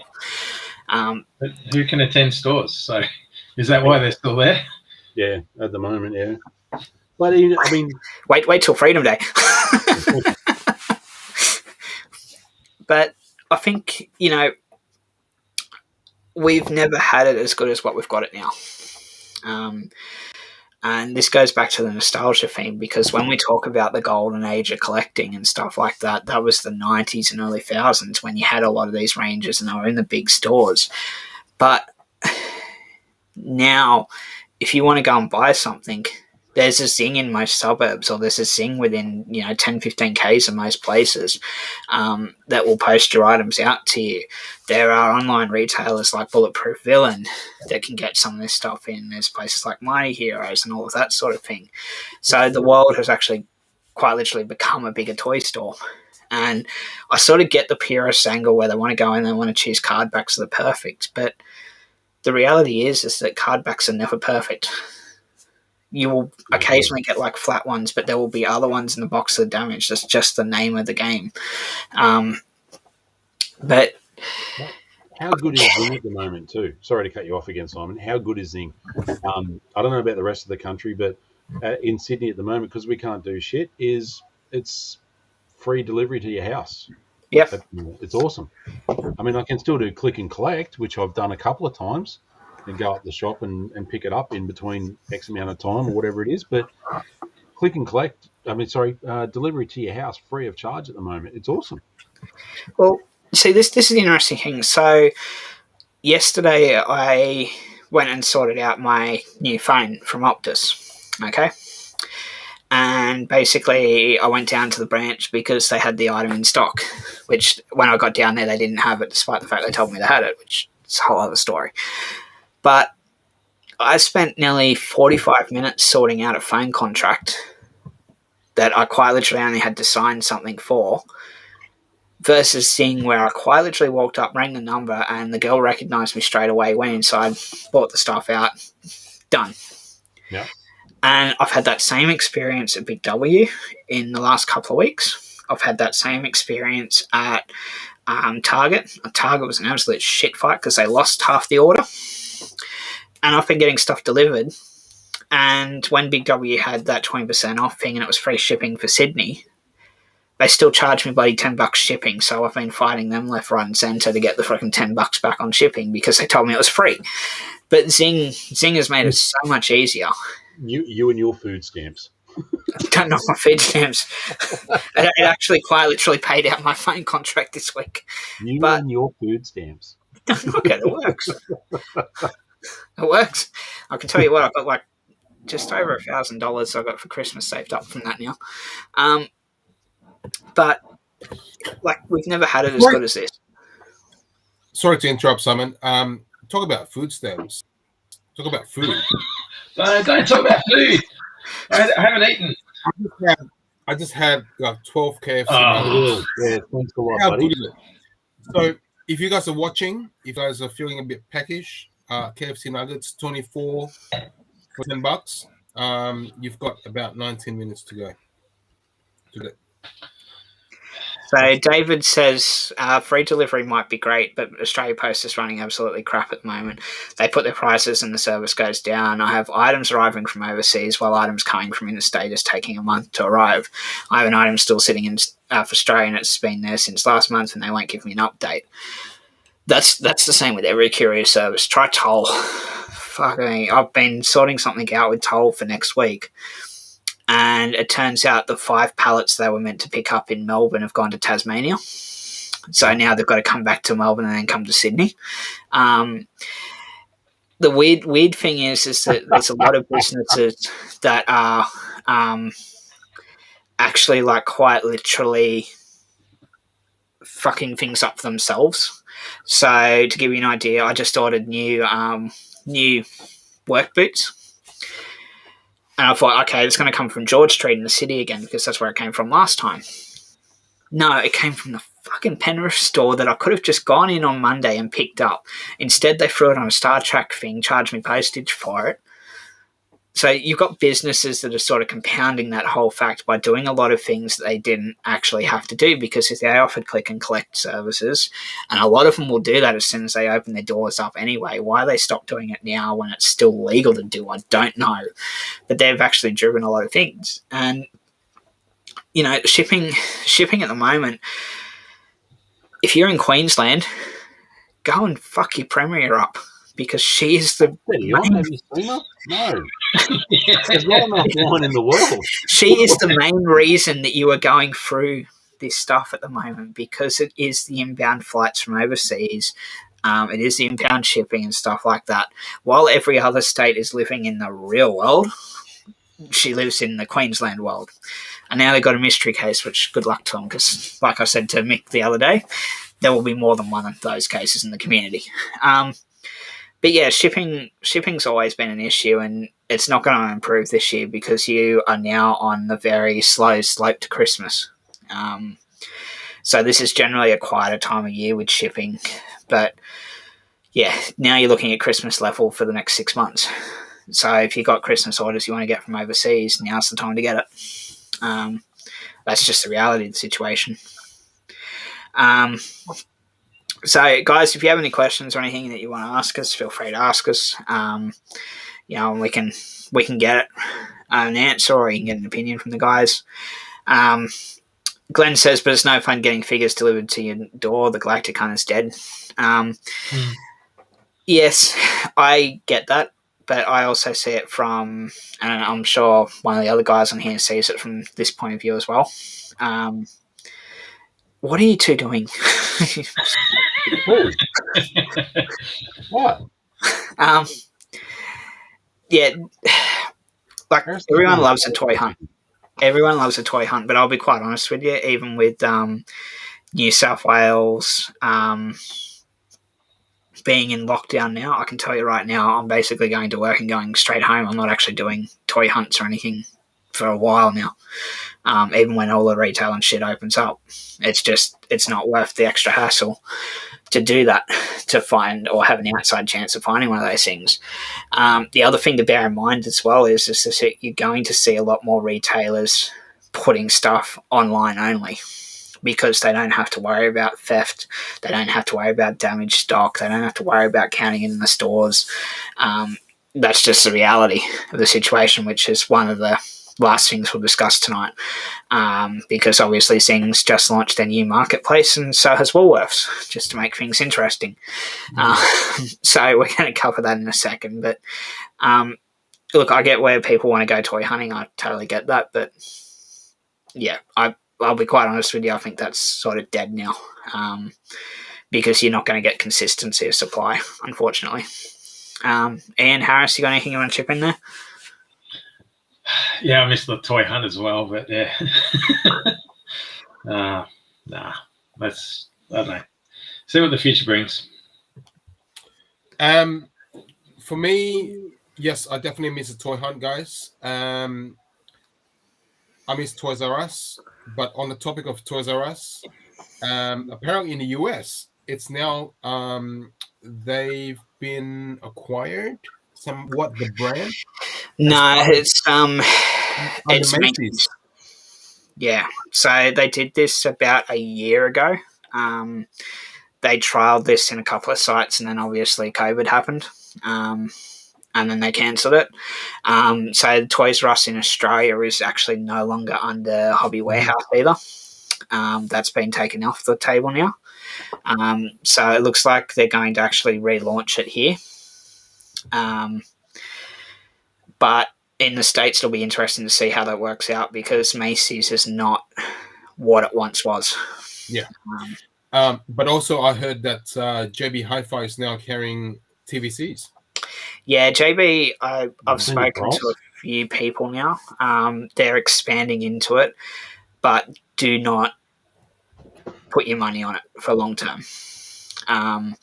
Basically, this was just an opportunity that popped up. They're not planning on carrying it into a lot of the stores. So it's only key locations that are getting like these ranges. So I know like Blacktown out my way is getting it, but Mount Druitt's not. So yeah, it's hit and miss. But you can order it all online, which is a really good thing.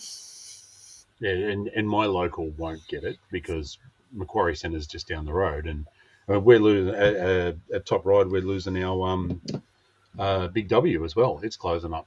So oh really?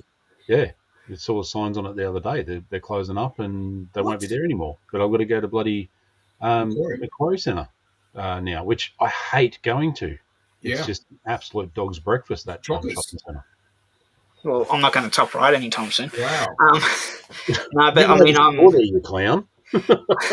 I'm losing Target out this way at the end of this year. Well, I'm going to get a Macquarie Centre for Target. Well, Target now, the closest one to here would be St Mary's, which Actually, is 10, 15 Ks. I think Target at Macquarie Centre was closing anyway. Yeah, I wouldn't be surprised. They're getting out of a lot of their leases now. Yeah. Well, Because that's they're only, trying to. yeah, I think they changed that to Kmart, right? Yeah, Kmart Hub. So I've got one out at Windsor that I tried the other day, which it's not a good store. It's not a really good store. But I've also been out to out in the country previously where they've had a Kmart Hub instead, and it actually like does roaring trade. But yeah, it's strange. There's like a lot of stores that are just disappearing now. Like when I went into Westfield yesterday, there's 2 food courts. There's one like right down the other end, and then there's one down near Woolworths. And the one near Woolworths, the last time I was there, quite literally, there was 6 shops boarded up this time out of the 7 or 8 shops that were there. So you only really had like the other side that actually still had full tenants. Everything else on the other side was boarded up. And it was the same upstairs when you're walking around. Like, I mean, I'll see Parramatta on Friday for the first time since June, and I'll be interested to see what that's like, which I imagine will be about the same in all honesty. But yeah, it's strange. Like Target, I'm not surprised by. Big W, I am a little bit, because that store there was actually quite good. Yeah, right. Is that Penfolds, Ben? Yeah, mate. Grange. Yeah. Nice. Grange. I don't fuck around with anything else. So Dean said, obviously we're talking about these things. Oh, I miss Sheriffs. Far out, Dean. That brought me back. So that was bring back the heydays of Sheriff's mini cars stores in Para and Penrith. Yeah, I used to love the store in Penrith. The guy that used to actually own it has a share in the collectible shop on High Street, but it's nothing like what it was. But Dean also makes a really good point. The real loss is job for teens, which that's D'Arenberg. What? Sorry, that's a bloody good winery. Yeah, it's not bad. I didn't mind it. Only been there twice. We get stuff delivered. Their work sent it to me when father-in-law passed away. But, I got the Grange one, see? Sorry. Is this Wine Talks? I think this is Wine Talks. Yeah. Always is with 2 of you on. I didn't know the third one was joining in tonight. So obviously we've just spoken about marketplaces. So Zing has popped up with Zing Marketplace in the last couple of weeks. What? I missed that. Where's that at? Zing Marketplace as online. Online, clearly. That's why it's on the big screen.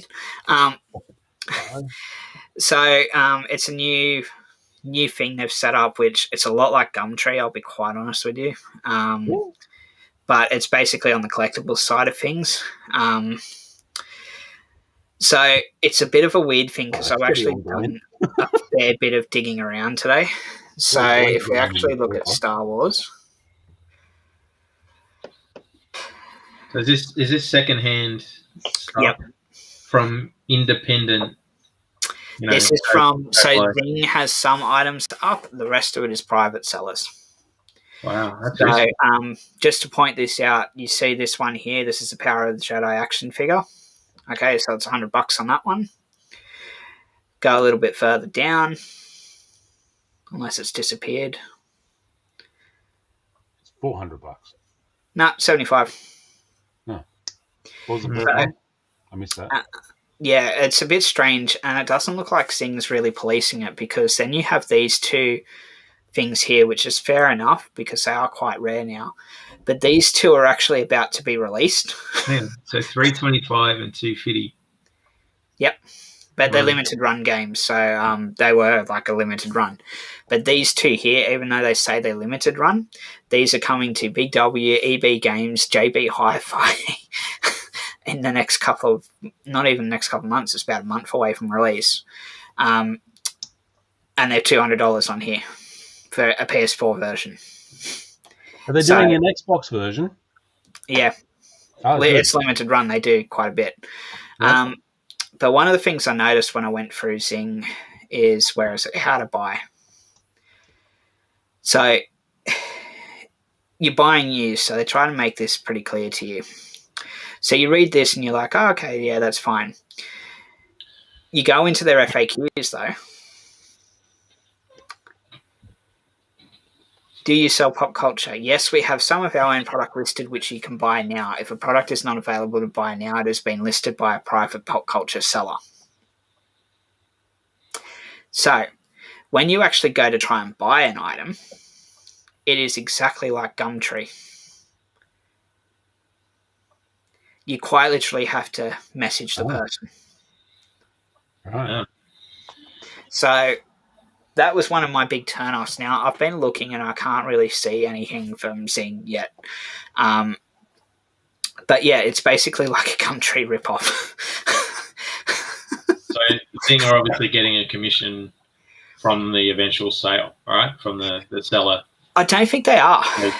Because when you actually look at their payment terms, they recommend you pay via PayPal, which would be person to person. So then it costs the seller for an ad then? Well, that's the only thing I can think of. Let's sell something. Well, let's do it live right now. Let's sell Ben. Could you? I have. That'd be great. I have one of these pieces of shit that I'm positive I can still get $200 for it. Let's chuck that on Zing right now. But this is where it actually says, when you're using Zing Marketplace to sell your products, we highly recommend you use PayPal to handle your transactions with your buyers. That way you'll have some protection when anything happens. Then you go down to payment methods and it's got MasterCard, Visa and PayPal. So, yeah, I'm not... Yeah, I don't know what to say. I really don't with this site. But... Yeah, what are you guys' thoughts on it? Is this something that you'd actually look at closely, or is this something that you would go, yeah, not unless they had something really good on there? Well, I only heard about it 3 minutes ago, so I mean, I'll give it a crack, but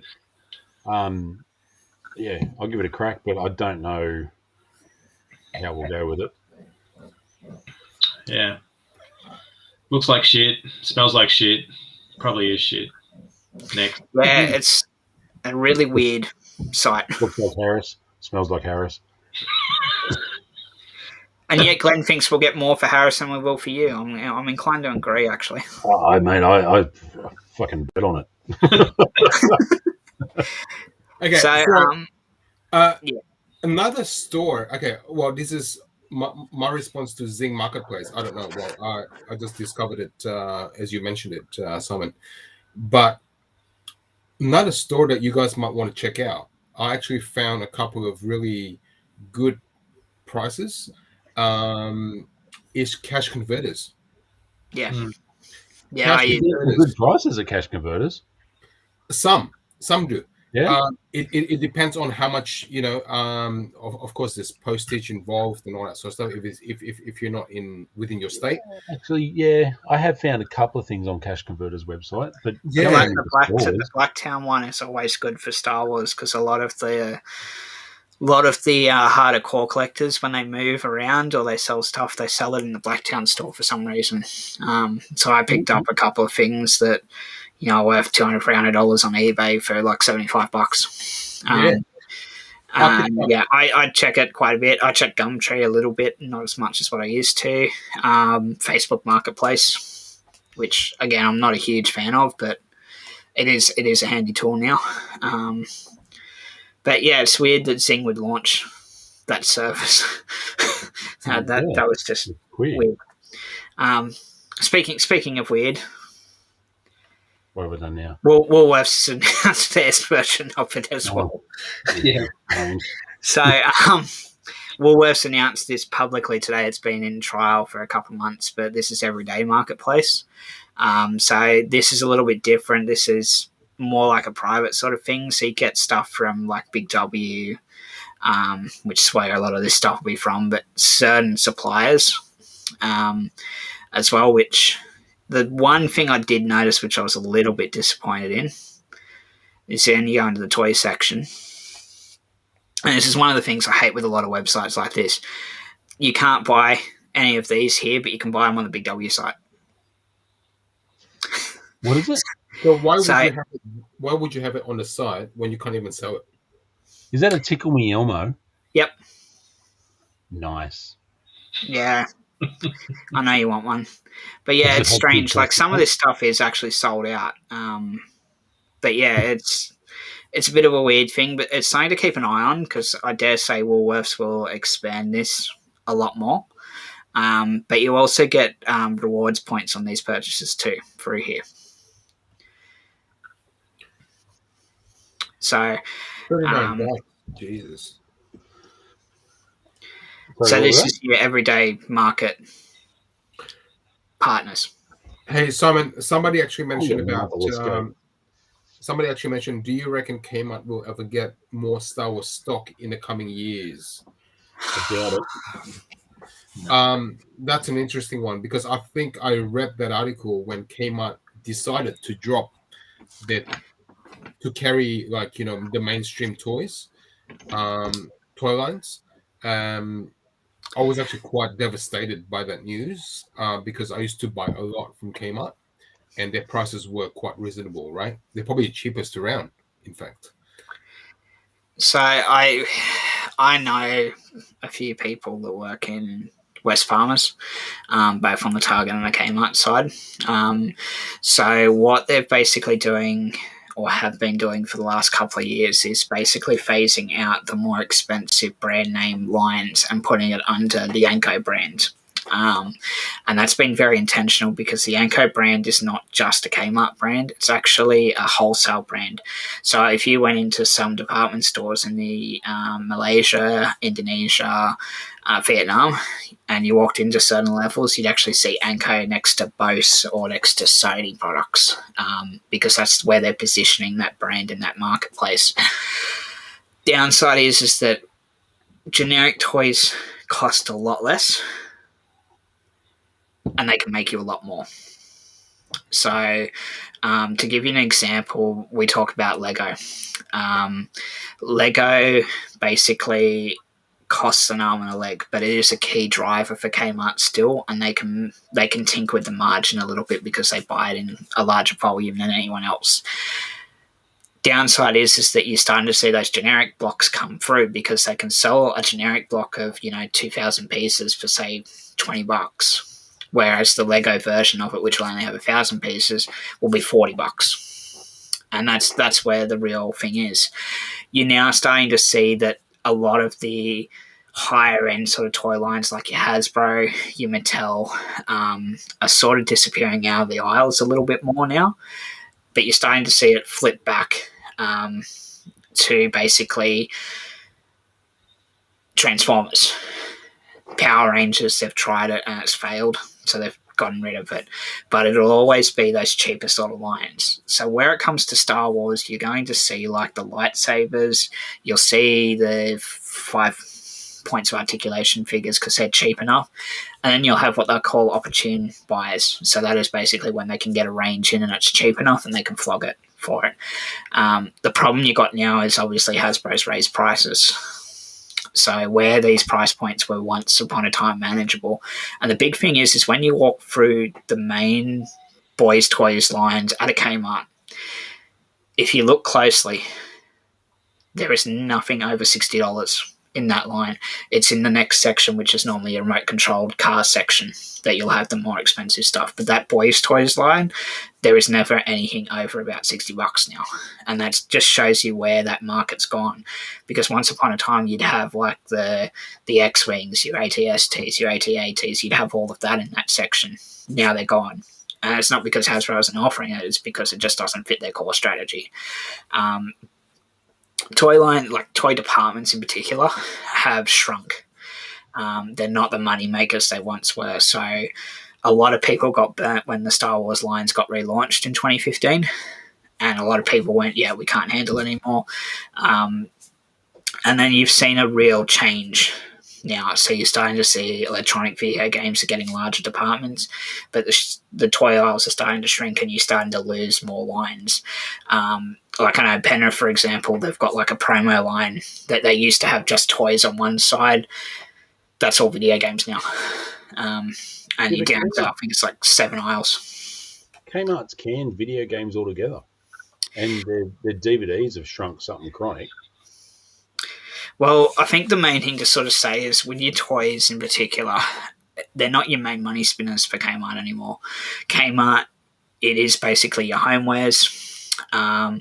It is your fashion clothes, because they have massive profit margins. Like some of that stuff that comes out of Bangladesh is 5 or 6 cents they pay for that product to come in individually. So like a box of 100 things might only cost them $10, but the markup on that will be an extra $90. And that's just the way that they do it. The homewares is even worse. Some of that stuff it's not even worth what they're charging you for it, in all honesty. Same with the furniture. But that's just what modern retail is. And Big W is starting to go that same way because a lot of their sort of home brand stuff is sort of popping through. Myers gone that way as well. They're doing more stuff under their private labels now than they are under the expensive labels. The last person I spoke to at Myers was talking to me about the toy department. It's not looking good for the toy department at Myer. DJ's seem worse, except if you go into the main stores or the flagship stores in the cities, because they'll always be jam-packed. But if you go to one of the regional stores, there's nothing. So that's just the harsh reality of retail now. There's a lot more on profit making, and I imagine there's a couple of people that are watching this, and even one person that's on here. But it's about profit per square meter now, or how much money you're making per square meter. There's no such thing as empty space anymore. There's no such thing as basically leaving it on a shelf and trying to flog it off cheap. If it goes out cheap and you're selling more at that cheaper price or that clearance price, it's gone. It's never coming back. And that's why I've always said to people, if you want to back your lines locally, if you want to have the options to buy stuff locally, you have to go and buy it at the prices that it's at. Yes, you can buy it on a promo price, that's fine. But if you're buying it on a clearance price and you're thinking they're going to get it again, no, it ain't going to happen. That's the reality.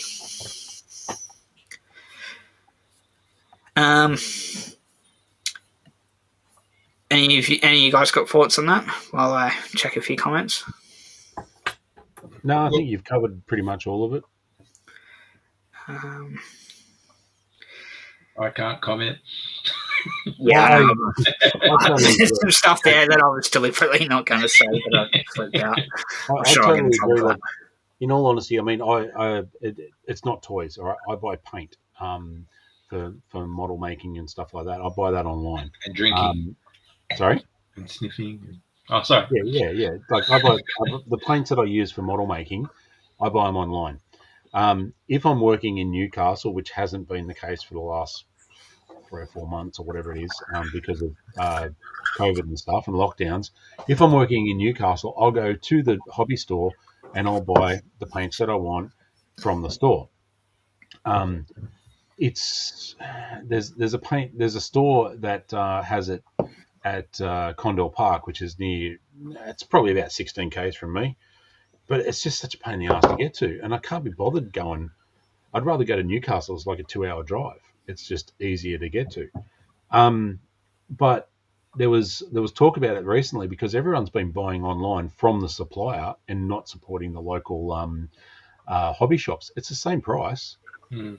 So whether you're buying it from a hobby shop or you're buying it direct from the paint supplier, the paint supplier actually put up a post the other day on the Facebook group saying, please support the hobby shops because these guys have invested a hell of a lot of money.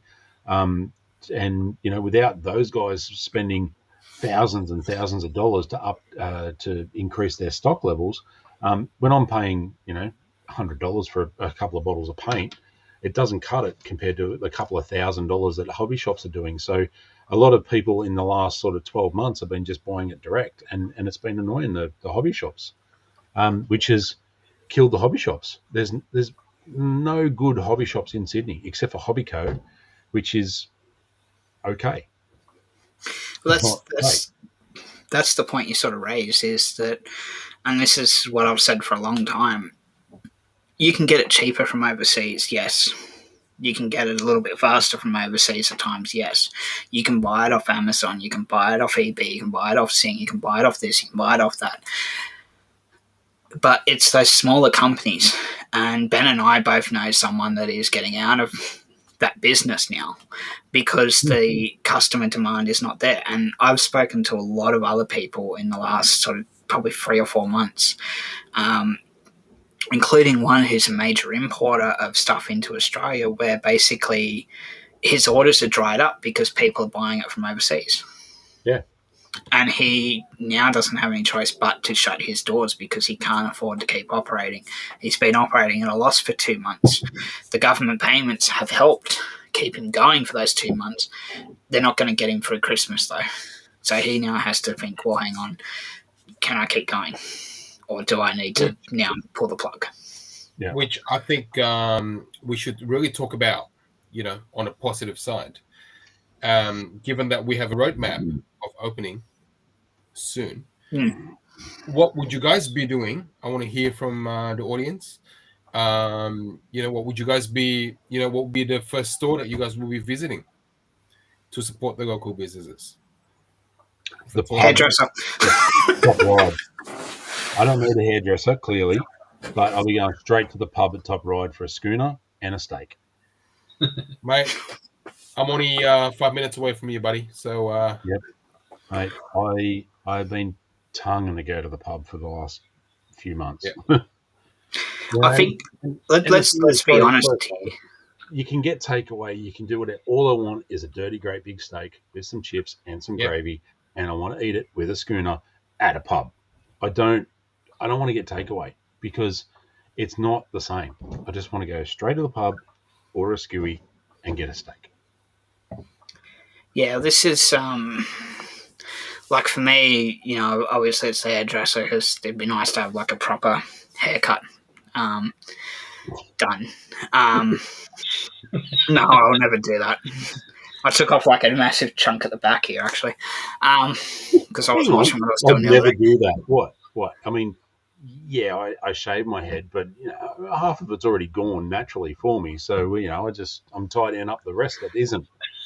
But I think the one thing I actually have missed, and I did it in Penrith yesterday, was walking into a store and actually being able to walk in a store. So because Penrith Big W is open, because it's open for essential goods, you can go in if you need like toys, stationery, pet food. So there was a few things I could have got from Woolies. So I just went, you know what, fuck it, I'm going to Big W. I'm going to have a walk through. So that was actually something really nice. I actually have missed that. But I think the second thing to me that I'm sort of looking forward to, the fact I won't be in a fucking house for 18 hours a day, looking at the walls or trying to work out something to do, or that sort of thing. That's going to be the one thing I'm looking forward to.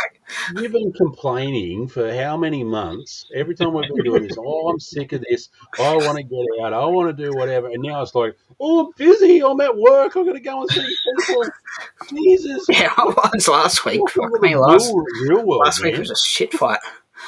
Last week was a shit fight and a half. And I've worked from home, but I've had to go out and see customers. I've had to go out and do shit.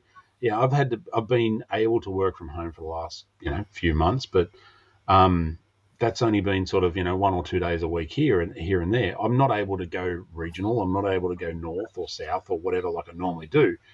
But yeah, a lot of people go, oh, I can't wait to get out of the house. I can't wait to go home. But I think at the same time, and I was talking to someone that I'm working with next week for 2 days, and we're both whinging because it's like a 5 a.m. start. And I'm like, dude, 6 months ago, they'd said it was a 5 a.m. start. I said, we would have been kicking up fucking mountains about the fact that we didn't have to start out early. I said, now I'm quite happy to. Yeah.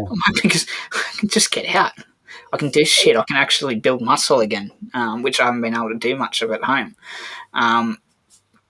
But yeah, I think everyone's going to have some sort of story. Well, the vaccinated ones of us will have that same sort of story. The unvaccinated ones are locked up in the houses still. I honestly, the thing I can't wait to do is drive to one of my country stores. I can't wait to just get in the car and drive for 5 hours and just listen to music and see some of the sites that I was used to and I haven't seen for months. I just haven't been able to leave Sydney for a long time. I want to go to Dubbo. I want to go to Bathurst. I want to go to Orange. I want to go to Cowra, Burke, Cobar, whatever. I just want to get out and do a road trip for work. For work. Yeah. And that's a normal day, a normal week for me. I haven't been able to do that since June, and it's been a bit painful. I've got stuff I need to do in regional New South Wales, and I can't do it. I can't go there.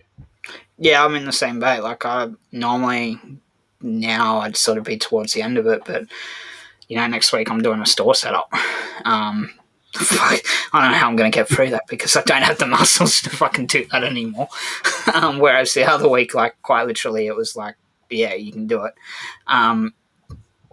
But yeah, like, normally I'd be doing like 10 or 11 different store setups or changeovers or shit like that. And now I've quite literally got one, and then quite literally go into the Christmas program by the sounds of things. But, at least we didn't have someone like the Premier in Victoria. I think, let's all be honest there, that went a little bit too far and too overboard. We don't think politics here, pal. Oh, you missed the first thing I said this morning. Simon, I was just going to say that the one thing that I can't wait to do once we can travel outside of the 5 kilometer radius is to just catch up with you guys for beers. Right? Actually, the one thing I'd like to do that, it is quite literally 600 meters outside of my 5K radius, is go to fucking Five Guys, the new burger place that opened in Panthers. They put it in the wrong fucking place. It's so close. They're still not doing home delivery, so you're just sitting there going, fucking hell. I saw the price guide. Like Dad said, it's cheaper to go to McDonald's. And when was I ever going to say that? McDonald's has been the most expensive pile of shite for years, and now it's cheaper to go to McDonald's than it is to go to Five Guys. One of my mates sent me the price list, and I went, steady on. I only wanted one cheeseburger, not $19 cheeseburger. Well, see, I've been lucky because I have Burger Head, which is in my 5K radius, which their burgers are really cheap, but they've been doing like this home cook along thing. So you basically pay like $20, $25 or something, and you get like this box and it makes 2 burgers. But the last one they did 2 weeks ago, they had Manu, and he came on and he was showing you how to make like all the mayonnaises and stuff like that. I made it the first time, and it's the best fucking burger I've had in a while. I'm actually really, really excited about that, but I know Ian's not because Ian's hungry. Yeah, I'm starving. Still haven't eaten. But yeah, like, I mean, with the roadmap that's come out, you're free, but you're not free, but you're free. And I think the big thing is that sadly, obviously, Collector Con was supposed to be over the last weekend. Obviously, that hasn't gone ahead. So there's nothing till March 2022 now. Yeah. I mean, I paid for 2 tables so that we can all go and have fun. And I paid for that, how many months ago? And we've missed 2 of them because of it and because of COVID. So yeah, I've still opted to keep those 2 tables for the next one so that we can just get together and have a bit of fun. But yeah, it's look forward to it. As long as we get that chicken burger again. On my shit again, that'd be great. Thanks, Simon. Anybody coming from Melbourne, from Victoria, from Queensland? If you guys are watching, When you guys Oh, travel to New South who Wales, said that? give us a buzz. Bring back this black stump. Yeah, Oh, I just saw that. Oh, Dean, I love you, Dean. Yeah, I missed that. Bring back the black Jesus, stump. the I black love that stump. joint. I missed that, and I missed Lone Star. Yeah, not yeah. There's always Outback. I can't believe you said Lone Star before Sizzler. Come Oh, on. Sizzler. Never a huge fan of Sizzler. Really? Sizzler was Yeah. awesome. Lone Star was okay. Yeah, Lone Star was a little bit better than Sizzler was towards the end. Sizzler was pretty bad. Except the cheese toast. That was actually quite nice. Actually, I'm still a big fan of the what was it called? The Works at Pizza Hut. Ah, yeah. Yeah, that was always good. Yeah. Well, you know, it's one of those things. So Dino, Sizzler salad bar in the '90s. Sign me up, 100%. And that oh, dessert bar at Pizza Hut. I used to love that. you know what? The last, bar. apparently the last Sizzler that was closed down. Where was it? Liverpool? Ingleburn. Yeah. So I actually drove 45 minutes to get there. Yeah. And guess what? At 3:45 in the afternoon, it was a Hooters. Don't get me started. Well, yeah. Anyway, Homestead Chicken. I don't remember Homestead Chicken. Yeah, they actually closed down. Or not closed down, but they had to close early because they ran out of food. At 3:45. But anyway, Homestead, yes, I remember that. Back in the 80s, back in the 90s. I don't remember Homestead, yeah. I'm trying to remember what else. I mean, mind you, I grew up on the Central Coast, and we had like 2 Pizza Hut on the whole Central Coast, and yeah, so it we had no Sizzler. Had to go to Newcastle to get Sizzler, and yeah, it was a lot of fun. Did you Actually, guys I missed get penny chicken. What was that? What? Penny chicken. Oh, I do miss Henny Penny. Yeah, there's still one at Toronto. Yeah. Every time I drive past it, though, it's closed. So Okay. I'm hoping it's open again soon. Did you guys? I know my fast food fairly well because I am rather a fat prick. So, but yeah, I do miss the Henny Penny. It's a good thing. Did you guys ever get Big Boy here in Australia? I think they trialed it.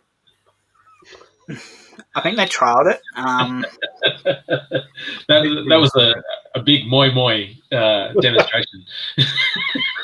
Don't worry. When I was in Parramatta, they filmed one of those cooking shows. This is what 2012, 2013, I think it was. And they filmed one of the cooking shows, and it was in like the forecourt of Parramatta Westfield. So they had these containers, and like the public could walk in and get the things. And they were that desperate for business, they basically were giving out like vouchers. So I ended up like this massive stack of vouchers. No, you would doubt. And I just had free lunch for like 2 weeks, and then they shut it, and ended up being Jamie Oliver that was going to cost me $45 for a fucking pizza. And I just went, yeah, fuck that. But trying to think what other ones. I was watching TV recently. Okay, I'll be back in a minute. Somebody just Chili's. Chili's. Yes. We just spoke about this 3 talks ago. Danny, I think you were on the talks before. The last Chili's that I tried was down at Wollongong. Chili's.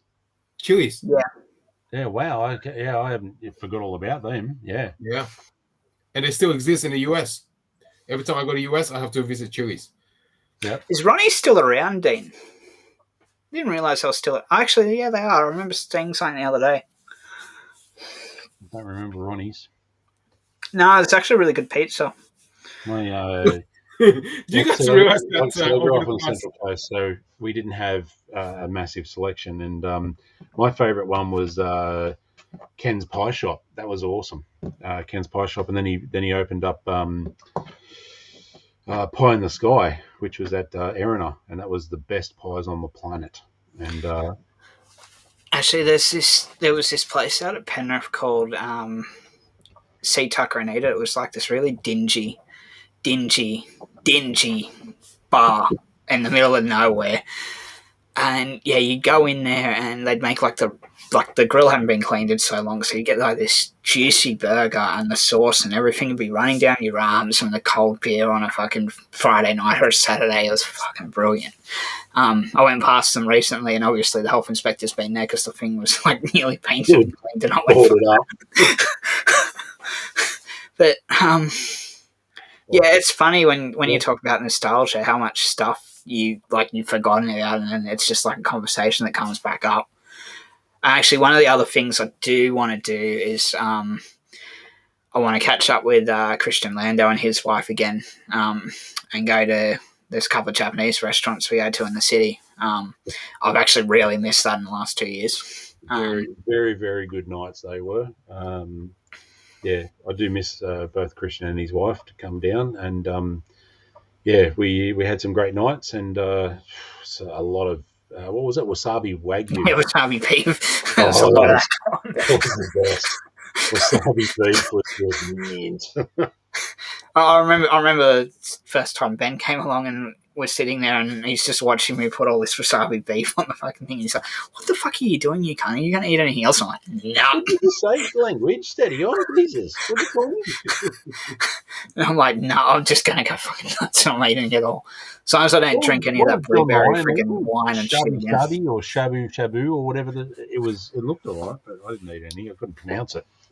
But yeah, I miss those days. Yeah, same. Somebody actually just mentioned Mum would give me a $2 note, hot chips, scallops, and change to play a video game. That's Dean. That's Dean.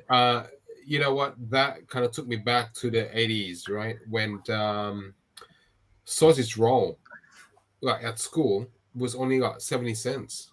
Yeah. Man. Or when you used to, like, I went to school in the primary school in the 90s, and you're all fed now, Ian. But you go out to the cafeteria and you put like your little what you wanted for lunch, and put your money in the thing, and you'd be able to get like pizza pockets and stuff like that. Whereas now you go into school and you mention the word pizza pockets, and they'll get the whip out and start whipping you straight away because it's not a healthy choice. Or like vending machines, Coke vending machines in fucking schools that don't exist anymore. I remember when 2019, I took my kids, my wife and I took my kids to Hawaii, and my son was just like, I want to do this, and I want to do that, and I want to do this, and he wanted to go to Taco Bell, and I'd never eaten Taco Bell because it was only in Newcastle when I was growing up, and yeah, we've already discussed this, but yeah, there is some in Australia at the moment. It was fantastic food. We loved it. It was just me and my son eating Taco Bell. It was fantastic food.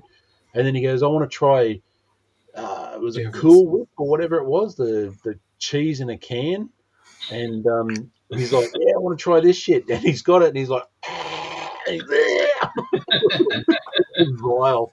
And we just had this bucket list of shit that he wanted to try because he'd heard about it in movies and TV shows and stuff. And yeah, like I said, Taco Bell was definitely the best. And he goes, I want to eat a chimichanga. So I took him to the shop where they sell the chimichangas, and he was loving it. I think we ate one every day for 3-4 days. It was great. But yeah, the Cool Whip was the funniest. He's like, I want to try this. Yeah, I remember that actually. That was. I remember doing that in the States. Or the real Krispy Kreme in the States. The real Krispy Kreme. It's nothing like the ones you get in Australia. They're just like they're dripping in fat and oil and shit. They're fucking delicious. You'd have a heart attack if you ate 8 of them. Talk about heart attack food, right? What happened to In-N-Out? Like, there's been like talks about them bringing it here. Never. I really want them to bring it back again. Because last time they had it in Australia. Yeah, only for like 2 hours, and it was all sold out. Yeah, no, I got one. And you know what is it? A burger joint? Yeah, like every time I go to the US, like I always In-N-Out, right? Like this is on the West Coast. I did it at Ruby Tuesdays once. It was. Yeah, Ruby Tuesdays okay. Spaghetti Factories, they're awesome. Yeah, I remember that. They should bring it here. Honolulu Beer Works. Yes. What about A&W? Remember that? Do you guys remember A&W's? No, I remember eating at Food Works. That was great. That was like a shopping centre that had its own bar and grill. It was fantastic. Yeah, there's another burger joint. I can't remember what it is, but I really want to try it. The one that I went to in Hawaii was where was it? Bloody somewhere. Can't remember now. No, the Ruby Tuesdays, and I said, "Oh, I'll try a burger, thanks. I'll just have a cheeseburger." And he goes, "How do you want it cooked?" And I went, "On a grill." And he goes, "No, how do you want it cooked?" And I said, "Well, fucking cooked. I don't know. What do you mean? you want rare, medium, well, or well done?" I went, "What? I just want it fucking cooked. Give me well done, I suppose." And then we looked around, and people had got blood dripping out of their hamburger. No. I like my burgers cooked. I don't. Yeah, my steak rare, medium, well. Medium. But burgers, I don't want to eat bloody minced meat.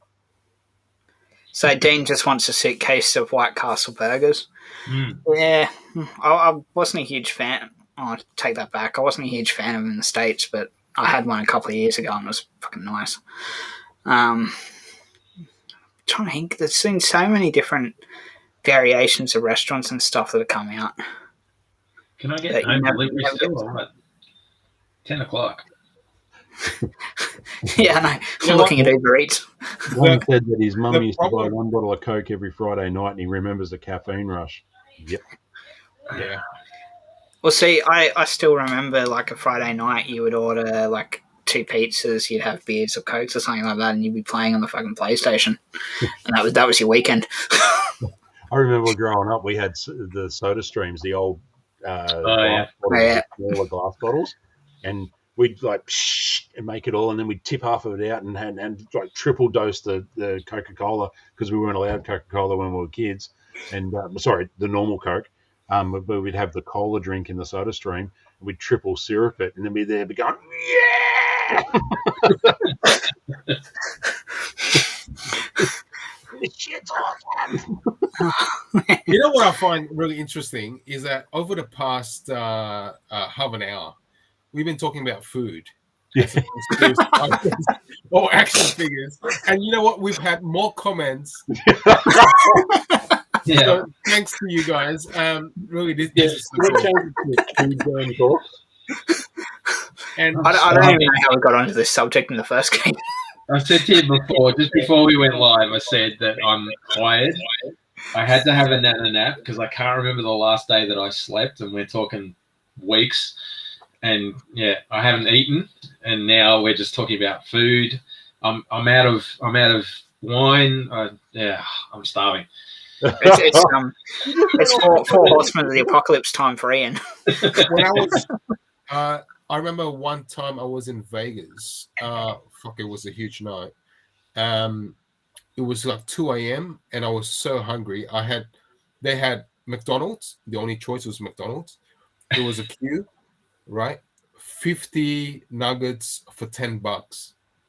Yeah. 50 nuggets for $10, and that was the best fucking supper I ever had.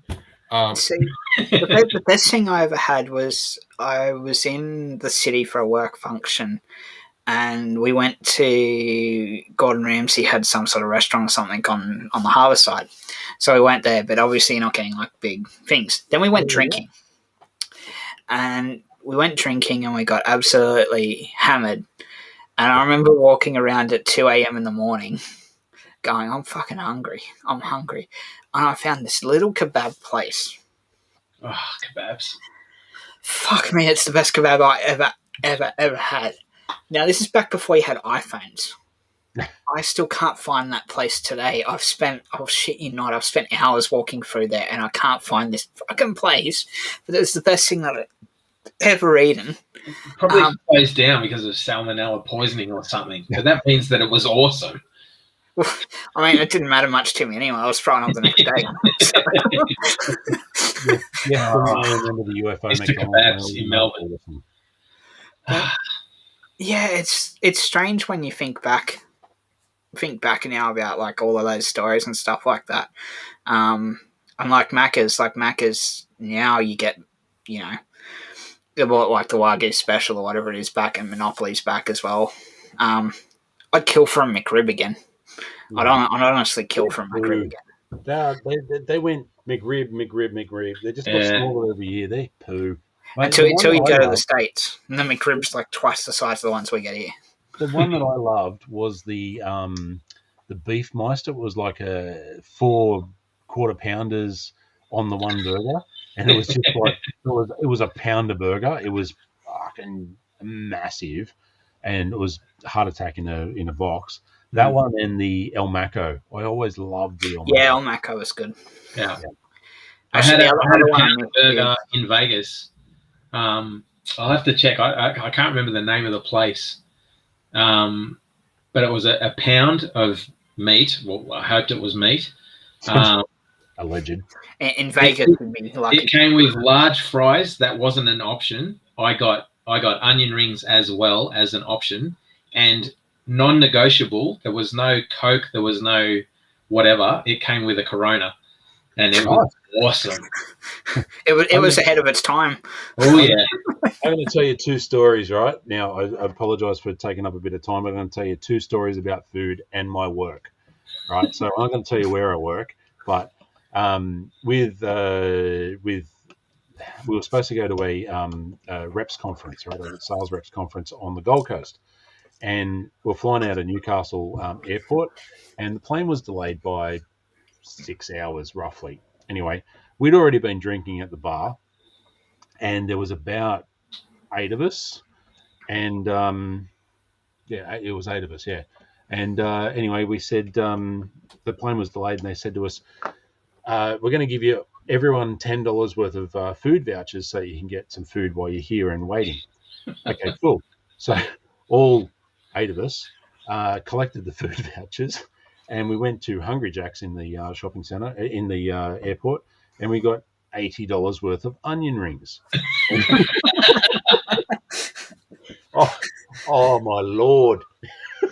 It was magnificent and unhealthy all at the same time. Anyway, all 8 of us just absolutely hooked into these onion rings, and the whole plane trip up, it was just like it was horrible. So it was a jet propelled air flight, that one. Correct. Yeah. Airline safe fuel on that. You broke the sound barrier. So anyway, that was one story. The second story was we're in Coffs Harbour for a trade show, right? So I don't know if anyone's been to Coffs Harbour, but Coffs Harbour is an absolute ghost town at 8 o'clock at night. So the trade show ended. I was with a director of the company that I work for, and he says he then says to me, "I'm really hungry," and I said, "Look, we didn't get to eat. That's fine. I'll take you to one of the restaurants. Nothing's open after 8 o'clock, 8:30 at Coffs Harbour." So we were driving around, went to Hog's Breath, not open. We went to the RSL, not open. Anyway, long story short, we're driving down the main street, and I said, we'll go to the kebab shop. And he said to me, now this is a director of a company, right? And he said to me, extremely rich man, and he says to me, "I've never eaten a kebab." And I went, "What?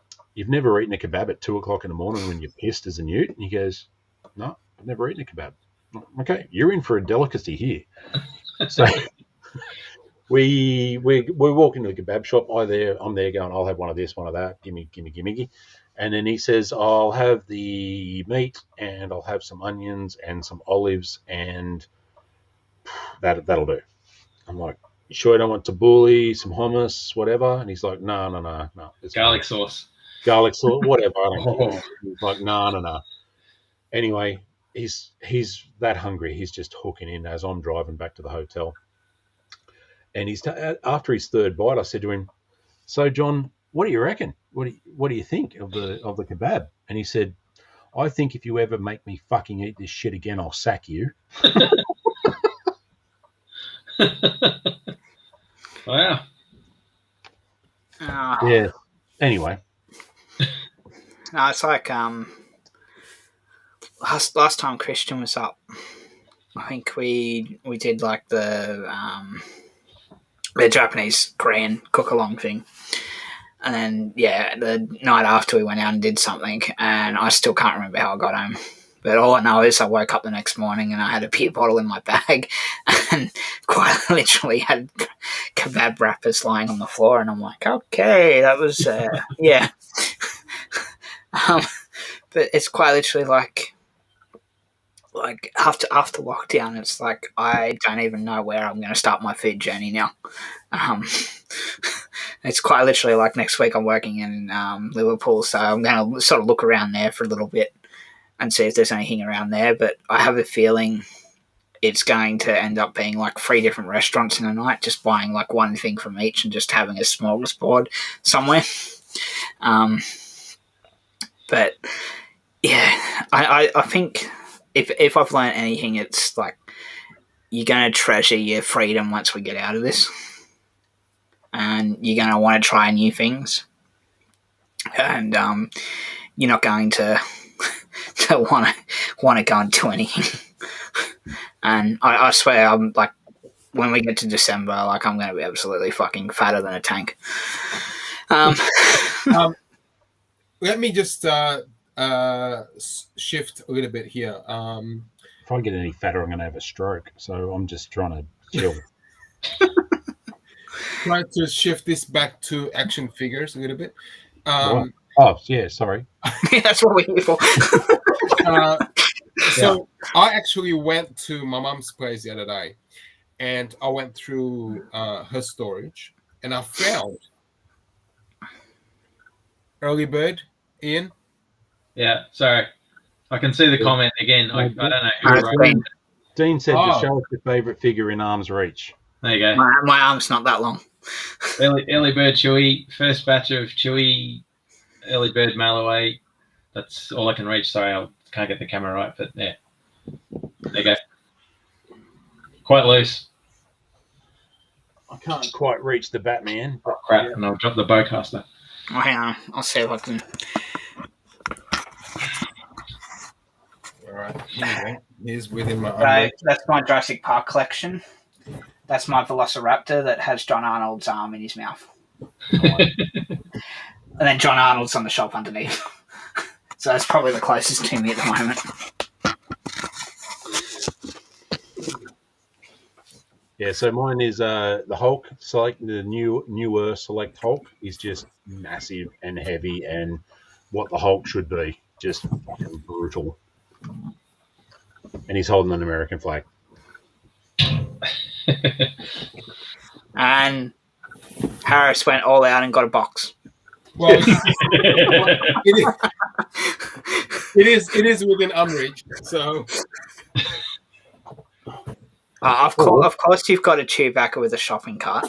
Yeah, it's kind of Chewy with a woolly shopping cart. Kind of sums up my last 18 months, but yeah, except for 2 bottles of wine every day as well. That's what's missing from that one. But anyway, I just picked up the NECA Adam West Batman. So yeah, he's been like it. It's a good figure. So this is talking about food joints. Stop it. No, hang on. Food joints from the 80s and action figures. So we should do a podcast on that. I went to my mom's house the other day, and I went to her storage just searching for stuff, and I found a bag full of, what is that? Pizza Hut. I remember this very clearly. In '88, I think they did like Land of the Lost Dinosaurs. Do you remember? Oh yeah. Wow, I do remember it, but I don't have any of it. Squeaking, whatever. And then there was a and there was a Muppet McDonald's toys. The whole Muppets, yeah. They had the Muppet and the Muppet Babies as well. Yeah, Muppet Babies. So yeah, she still have all of them like stashed away. Cool. So Dean asks about your thoughts on the VC Empress Throne Room, which is obviously coming out later this month or next month. I've only ever seen it in the box. yeah, I don't know what it actually looks like. It does open up. Yeah, which I haven't got the images of it, but it does actually open up, and it's like a diorama at the back. But that's the chair and everything. I've only seen 2 of them sell recently on some auctions, and fuck me, they're expensive. I mean, yeah, well, that's more. It's an opportunistic sort of thing because this hasn't been released yet. Yeah. So this comes out for PulseCon, which is the end of October. I mean, I've made a fairly conscious decision a few months back to not get the TVC because what are they up to now? 200, 203 or 4 or whatever it is that they've announced. I've got some, I've kept some, but I have sold a fair few of them as well. I do like the 3.75 inch, but my main focus is the 6 inch. I prefer to get the 3.75 inch vintage figures, not the TVC. What the hell is that pig thing? It's the Lightning Collection, Power Rangers. So these are your free PulseCon exclusives. That's pretty cool. These are your free PulseCon exclusives. So obviously the Cantina Bar, Black Series Trapper Wolf, and Vintage Collection Empress Throne Room. So that's the Star Wars ones. That's for PulseCon, which is the 21st to the 23rd of October. You aren't seeing a lot of them out at the moment because there was a convention in Asia. But that convention's basically, it was a one-off sort of thing. It's normally this time of year, and they generally do sell exclusives, but you will be able to pick these up because they will be on Hasbro Pulse because there's no physical con. So they will only be online. They won't be in stores.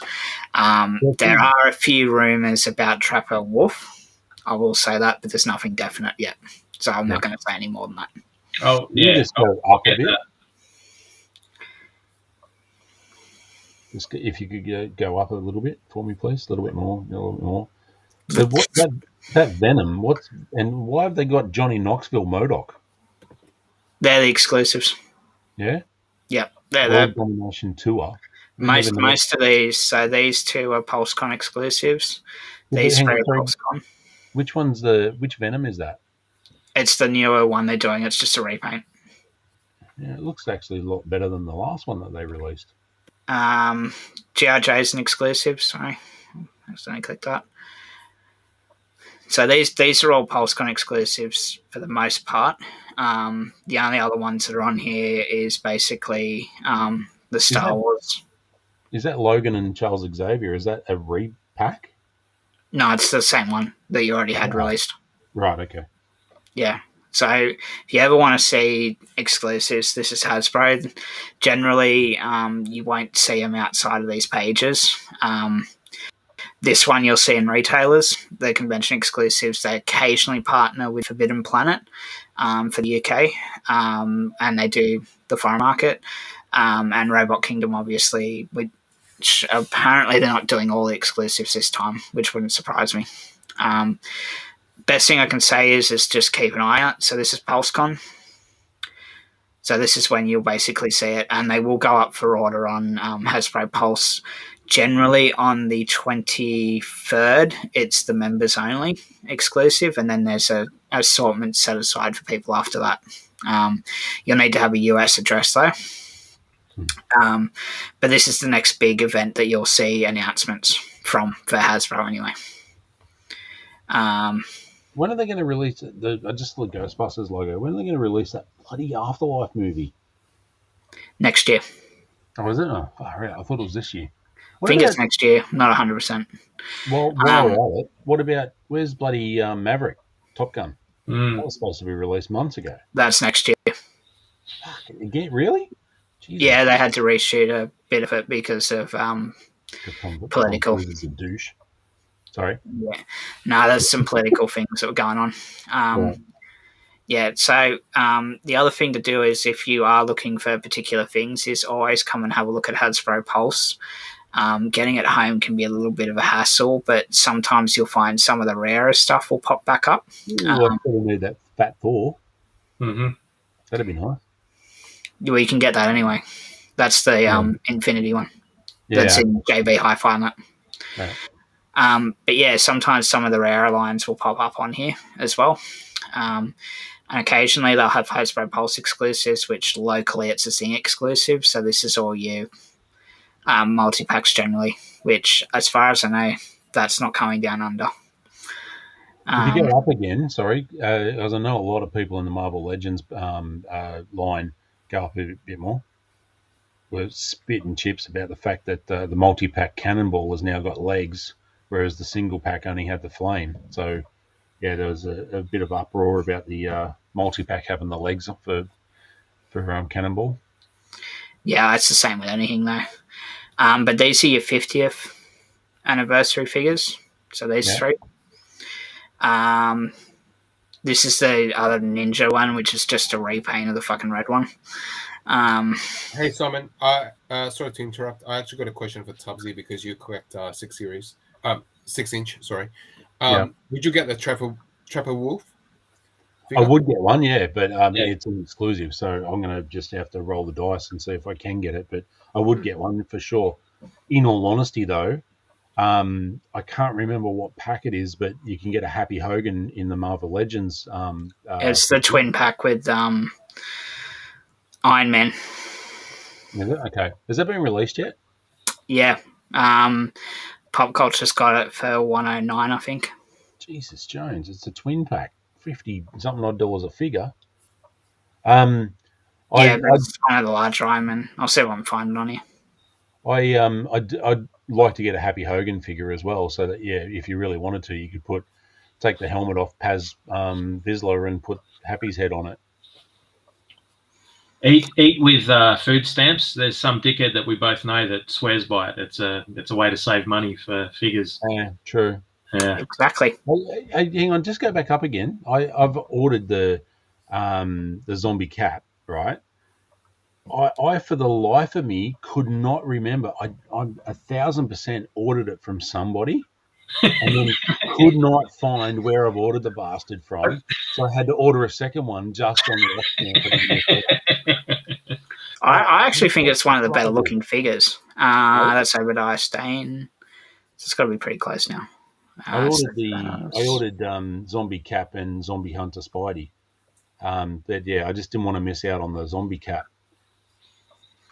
Actually, the one thing I will say is I've seen the photos of US Agent from the figure arts, which I'm sort of regretting not ordering now. Yeah? Yeah, it looks actually really good. Sorry, before you go to the next one, you missed it. Never mind. I want a Red Guardian after seeing the movie. I'm still on the fence with that movie. I'm going to watch it again. You can get a Frogman if you really want to. Nah, not interested. That's strange that twin pack's not on here. That's really strange. But I know Pop Culture's go down a little bit. How much is that Wolverine? $22.99 retail price.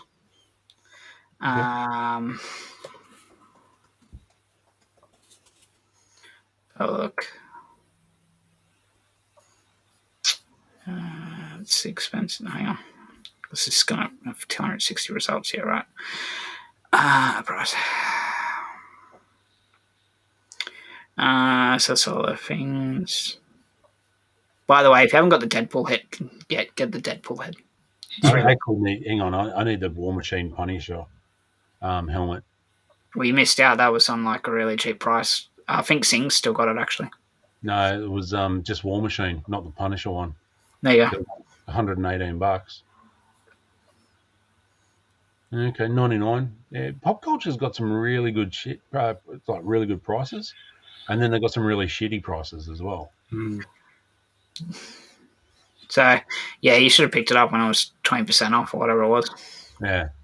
But apparently they're starting to catch up now. So a lot of new hot toys that were supposed to come out have apparently arrived. I'm still waiting on my Boba Fett, the prototype.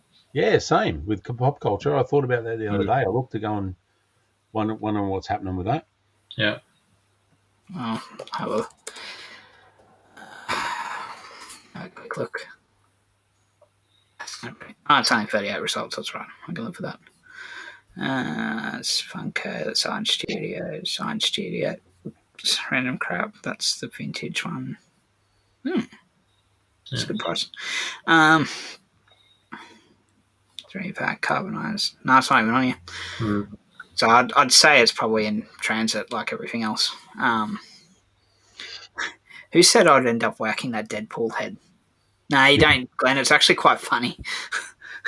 I've actually used it on conference calls. Glenn, he whacks off to it. There's nothing wrong with that. At least I can admit it. although that's a bit weird. I've never seen that before. Speaking of whacking off, welcome back, Harris. Sorry, guys, that was 8-inch vinyl figure. That was great. Wow, that's different. Yeah, I don't know about that. I'm gonna have to look into that one. That's a bit of a weird one. I've never seen that before. Yeah, but it's 8-inch vinyl. It's $233. Steady on, Jesus. Yeah, most of those statues are that price. Oh, it's a pre-order. I've never heard of Unruly Industries, but yeah. There's that banner that I have to redo. Don't knock the banner. Everyone likes the banner. You got to do a banner for tomorrow morning. Yeah, no, that's not going to happen. Yeah, Glenn, we went over visions like right at the start. Yeah, watch it. We had a long chat about it and about a few of the other sort of ones and a couple of things that we'd like to see happen. So, boys, what's the week ahead got for you guys? Work. That's good. Well, it is, yeah. Next. Harris? 4 a.m. eBay hunts again. Got a few things on actually this weekend. I've got 4 interviews for the channel. And for those of you guys who actually missed out on the celebration one,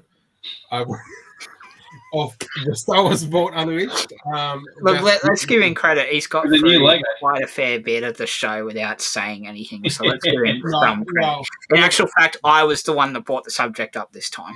Yes, I know you did. Thank you very much, Simon. Really appreciate that. And I know that a lot of you guys who are watching right now would have missed the first sort of 10 minutes where we talked about the Celebration 1 event, which was a great event. If you guys haven't checked it out yet, please do so.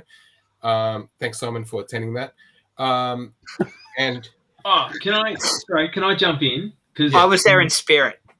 I'm having a little bit of difficulty in what I thought I would be able to do quite easily. We met, and I know, Harris, you have obviously met her before online. We met someone called Victoria Bitter, or Vic Bitter. Yeah. Now, I promised her that I would get some point of sale stuff, Vic Bitter branded items, and ship them across to her. A little bit difficult, or more difficult than what I thought. Admittedly, I know I've got some stuff back home in Melbourne. But yeah, I don't know, putting it out there. If anyone's got some stuff, anything with the VB brand on it, if you can send it to one of us or whatever, that'd be cool. Either Ian or myself, because I promised the same thing. Yeah. We did try and talk her out of the fact that maybe she needs to buy Tui's instead, but no, you should get. Oh God! You should go and get that Victoria Bitter. But yeah, she's body spray.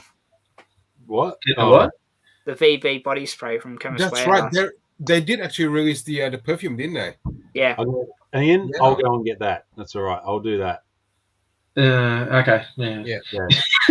If it helps you out, I'm willing to drink a couple of VBs, but maybe you're gonna have to pay for the cans. It'll work 100%.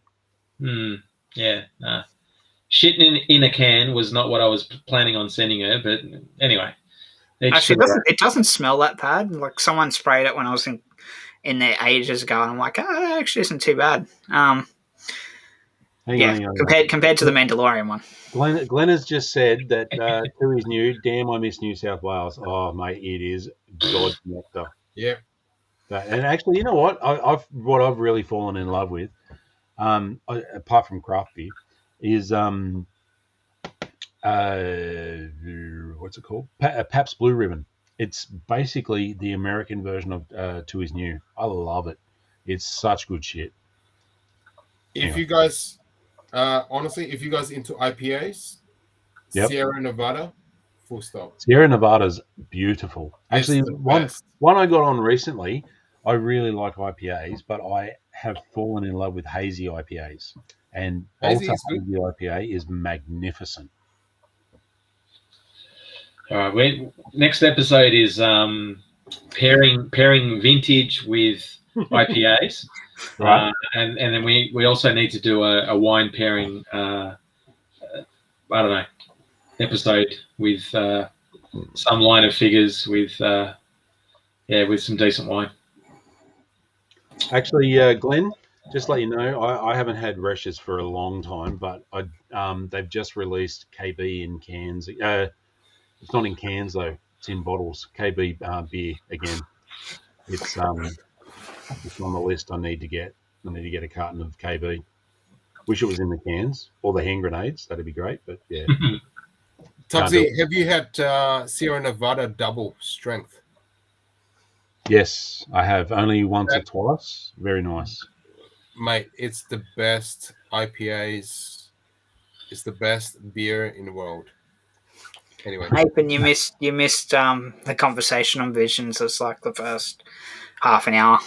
I just saw your message in the group chat actually. Ben, what do you got planned this week? Anything you're expecting or?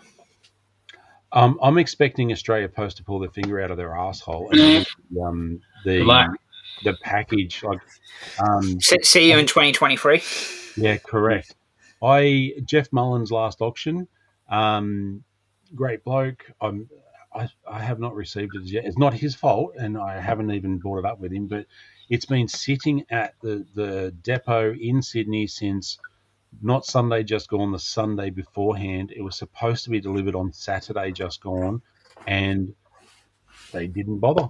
So it's not Jeff's fault. I'm just really looking forward to the Boba Fett that I got in the auction, but it's still sitting down as delayed.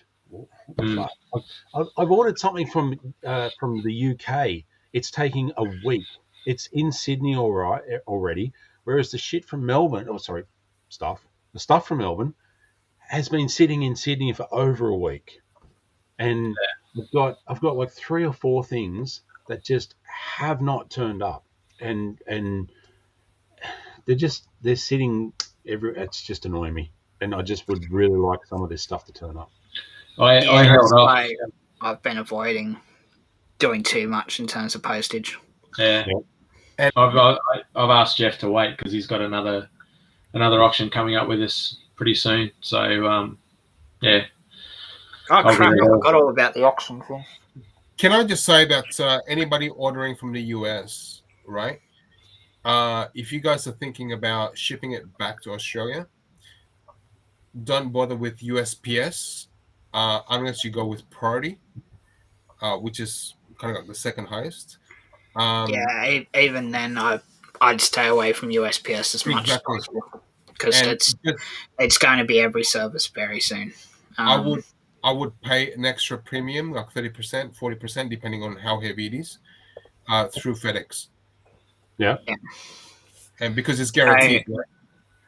For those of you that are or haven't been paying attention to anything in the last couple of months, because it's actually been like quite literally a couple of months. The reason why we're saying this is because USPS has stopped shipping to Australia. So this started, eBay sellers got the notification about a week before this article was published. So this is the 3rd of September. But this is basically what they've suspended. So, there's been a lot of comments and stuff like that. I got my parcel. If your parcel was in the system and it was actually at a depot prior to that date, you're getting it. If you think that a parcel is going to come through and it's been in there after that date, there is a chance it'll slip through, but 9 times out of 10 it won't. It'll just get returned to the seller. Even though it looks like it's actually being transferred to Australia, it's not. It's actually going to get rejected at one of the depots and sent back. So, as Harris said, make sure you actually quite literally pay the extra premium. 2 reasons. 1, FedEx flies, I think it's like 10 or 11 different flights into Australia on a consistent basis per day. But 2, you will get better service at the moment through those providers for that price. It's the same as if you're getting anything from Asia. It's better to do it that way. Anything through Australia Post is always going to have a chance. The only other way you can get around it, and this is the way eBay's doing it at the moment, is they're using Sendia, which is the Swiss Post agency. They're doing a lot of the actual global shipping program for eBay in the US at the moment. But it's hit and miss. It'll be quite literally hit and miss for quite a while. Don't expect it to change before Christmas. It probably won't. Yeah, I ordered 2 things from Angel Grove Toys. Again, not their problem. The stuff that I ordered a couple of days ago is on its way. The stuff that I ordered before the 20th, so what's that, bloody over 8 days ago, because I can't remember exactly when I ordered it, but it does state that it's been sitting, it was received on the 20th, Monday the 20th. So I must have ordered it like a day or 2 before that. It's been sitting at the post office in Melbourne. It hasn't moved. So Glenn's just said what date. It's the 3rd of September, so anything after the 3rd of September will go through that issue with USPS. Will they start up again? Almost definitely, because USPS is like Australia Post. It's like the national postal service. They have their own little conglomerate sort of thing. So you have like Australia Post, China Post, Japan Post, USPS, Mexico Post, France Post. They're all in that sort of thing. There's contracts they can't ignore. But USPS is not part of the problem. It's Australia Post, because Australia Post can't get enough flights in, again, because there's next to no air traffic coming into Australia at the moment. So, that's just the reality. Don't send it by sea either. Yeah, just fork out for the fucking DHL, fork out for FedEx, you will get your stuff. The seaports are worse. So yeah, and the seaports, you'll be lucky if anything's going to be fixed by the end of 2022 at this moment in time. Like I said last episode, my work recently, if I do a special order for a product, even though the factory is working 24 hours a day, 7 days a week, and has been for a while, if I order a special order now, I'm not going to see it until May next year. It is just ridiculous. Well, the interesting thing is, and I actually looked this up the other day, they estimate it's about 70% of the container supply for the world that would normally be on the Asian side of the world is currently jam-packed in Australia, the UK, France, and primarily America. That is where all your containers and that are.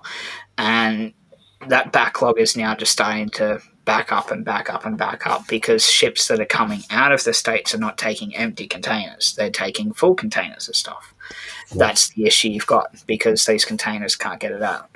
But yeah, it's not going to fix for a long time. Air freight has a better chance of being fixed because of what the New South Wales roadmap's got and what the Victorian roadmap will have, where you will have those extra international flights in, because they make more out of cargo than they do out of passengers.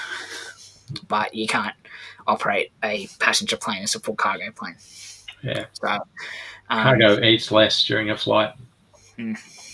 So once that happens, a lot of the pressures will ease off the system. But yeah, until that happens, you're in the same boat as everyone else. It's either gonna come or it's gonna sit somewhere.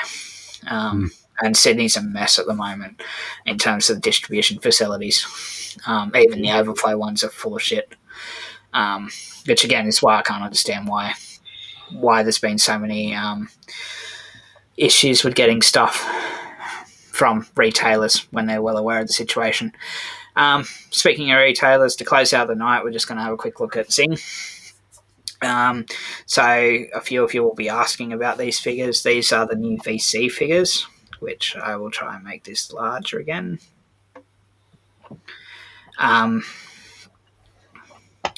So you have the obviously the Black Series Credit Grief Karga figure and the Battlefront Trooper. But you actually have the Mandalorian, G11, Tebow, Lando Calrissian, which are apparently going to be in stock this Friday, which, because this has now changed from click and collect to just delivery, is generally a good indication that the stock is on its way to stores. Bad Batch figures, the dates have changed again, so it's the 13th of October now. It was blown out to I think it's like the 19th of November. But you do have quite a few of these new things popping up for pre-order. He does. Yes, 1,000%. I hate to tell you this, you got to spend time researching shit, because when you don't, you look like an idiot and you don't help people. Hey, I don't look like an idiot. I just ask you. Exactly. You think I don't know. But you've also got the Black Series General Lando Calrissian, which a few of the local retailers have got in stock as well at the moment. Angel Grove Collectors is one. How is it that Tamagotchi is bloody 42? Yeah, I know. $42. I saw that. Back in the days, well, I'm so sorry, about 25 years ago when it first came out, it was only like $10 or $5. Download the app on your phone for fuck's sake. But it's actually not too far off retail for them, because it's $39.99. Yeah, I just saw that. I don't know what that is. That's new. Yeah, no thanks. Doesn't even say who made it. Oh, it's Sideshow. Yeah, okay, no thanks. But yeah, if you're looking for those vintage things, basically. Who asked that one? ETA on BSQ9 Costco and Tech. Next month. At the moment, even if a retailer tells you it's there, until they actually send out your order, do not actually think it's going to ship on time. Just make sure you pre-order your stuff. I got another delay for those 3 figures from, I think I ordered them from Amazon, and I got another delay today saying that, they're coming in another couple of weeks after what they said they were going to be. Yeah, it goes back to shipping primarily, unfortunately. Like I've got some Diamond Select stuff that I quite literally, we're now into month 5 that they haven't been delivered, so I'll actually get the next 2 waves at the same time as I got the wave I paid for originally. I got the Comic-Con exclusive beforehand, which wasn't meant to ship until well after. So if you haven't got any more questions, guys, just pop them in the thing now and we'll try and answer them. But otherwise, it's been a good night to catch up again. Likewise. Thank you, Simon, for having me on again. And I just want to say thanks to Simon for attending the event again on Sunday. And also, in my defense, if I had attended it, for Tubbsy, I probably would have thrown something at the screen. Thank you for the inspiration. I actually just got a really cheap Aldi wine, but I just put the same writing as yours, Grunge. So basically, turn it into a proper vintage. It's Grange. Nice. Me, I'm just sitting here sipping my Coke because I'm not drinking alcohol at the moment. Or look, it's the TVC wine. Oh, what can I say? So ToyBox Talks, I will look and see what we can do next week. But it definitely won't be Monday, or Tuesday, or Wednesday at this stage. So if you've got a preference for a day that you'd like to watch it on a Thursday or Friday, let us know. But yeah, after that, we should be a little bit smoother. Because I forgot to mention this at the start, while we were talking about other things and waiting for Ben to show up, and not freeze on camera and, all of that. We are going to be trialing a group auction. So when I say group auction, you're all thinking, oh yeah, it's going to be one person on a screen. No, it's actually going to be quite similar to what we're doing right now. So you will have 4 people on a screen. It will basically we'll offer 5 or 6 items at a time that you can basically auction on. And it's going to be an open field. So if you are interested in it, that is something that in the next probably 2 weeks or so, I'm sort of nutting out the last couple of things. And we'll do a demo first. Yeah. A real live auction, but just one with us first. And then, so you'll see what we mean, and we'll open it up. Yeah, there's a few little technical things that we're just sorting out at the moment, mostly around the subject of postage, which I think I've got that nutted at the moment. But yeah, this will be an opportunity for people that don't want to do hour-long auctions or don't have the time to do them, but they have 5 or 6 things they want to get rid of. And then, they can basically do it on here, basically. Same format, we just play up on large screen where you can have the item talk through the thing. It's quite interesting, and then there'll just be a civil sort of conversation with whoever's on. But pretty close to sorting out the last of those details. Also, if you are interested in running an auction in any way, shape or form, we've been a little bit quiet the last couple of weeks because we've just been working on the community side of the group. But we're starting to now swing back the other way. So I know Jeff has an auction that he's looking at running again. There's a couple of things that I'm lining up for November as well. But if you want to do an auction, touch base with one of the guys. We can give you an assistance and a guidance, and help you out in any way, shape or form. But yeah, that's probably it for us tonight. So once again, thanks for tuning in, guys. We appreciate everything that you guys contribute to the group and to ToyBox Talks. Otherwise, we'll see you next week. Cheers. Have a great one.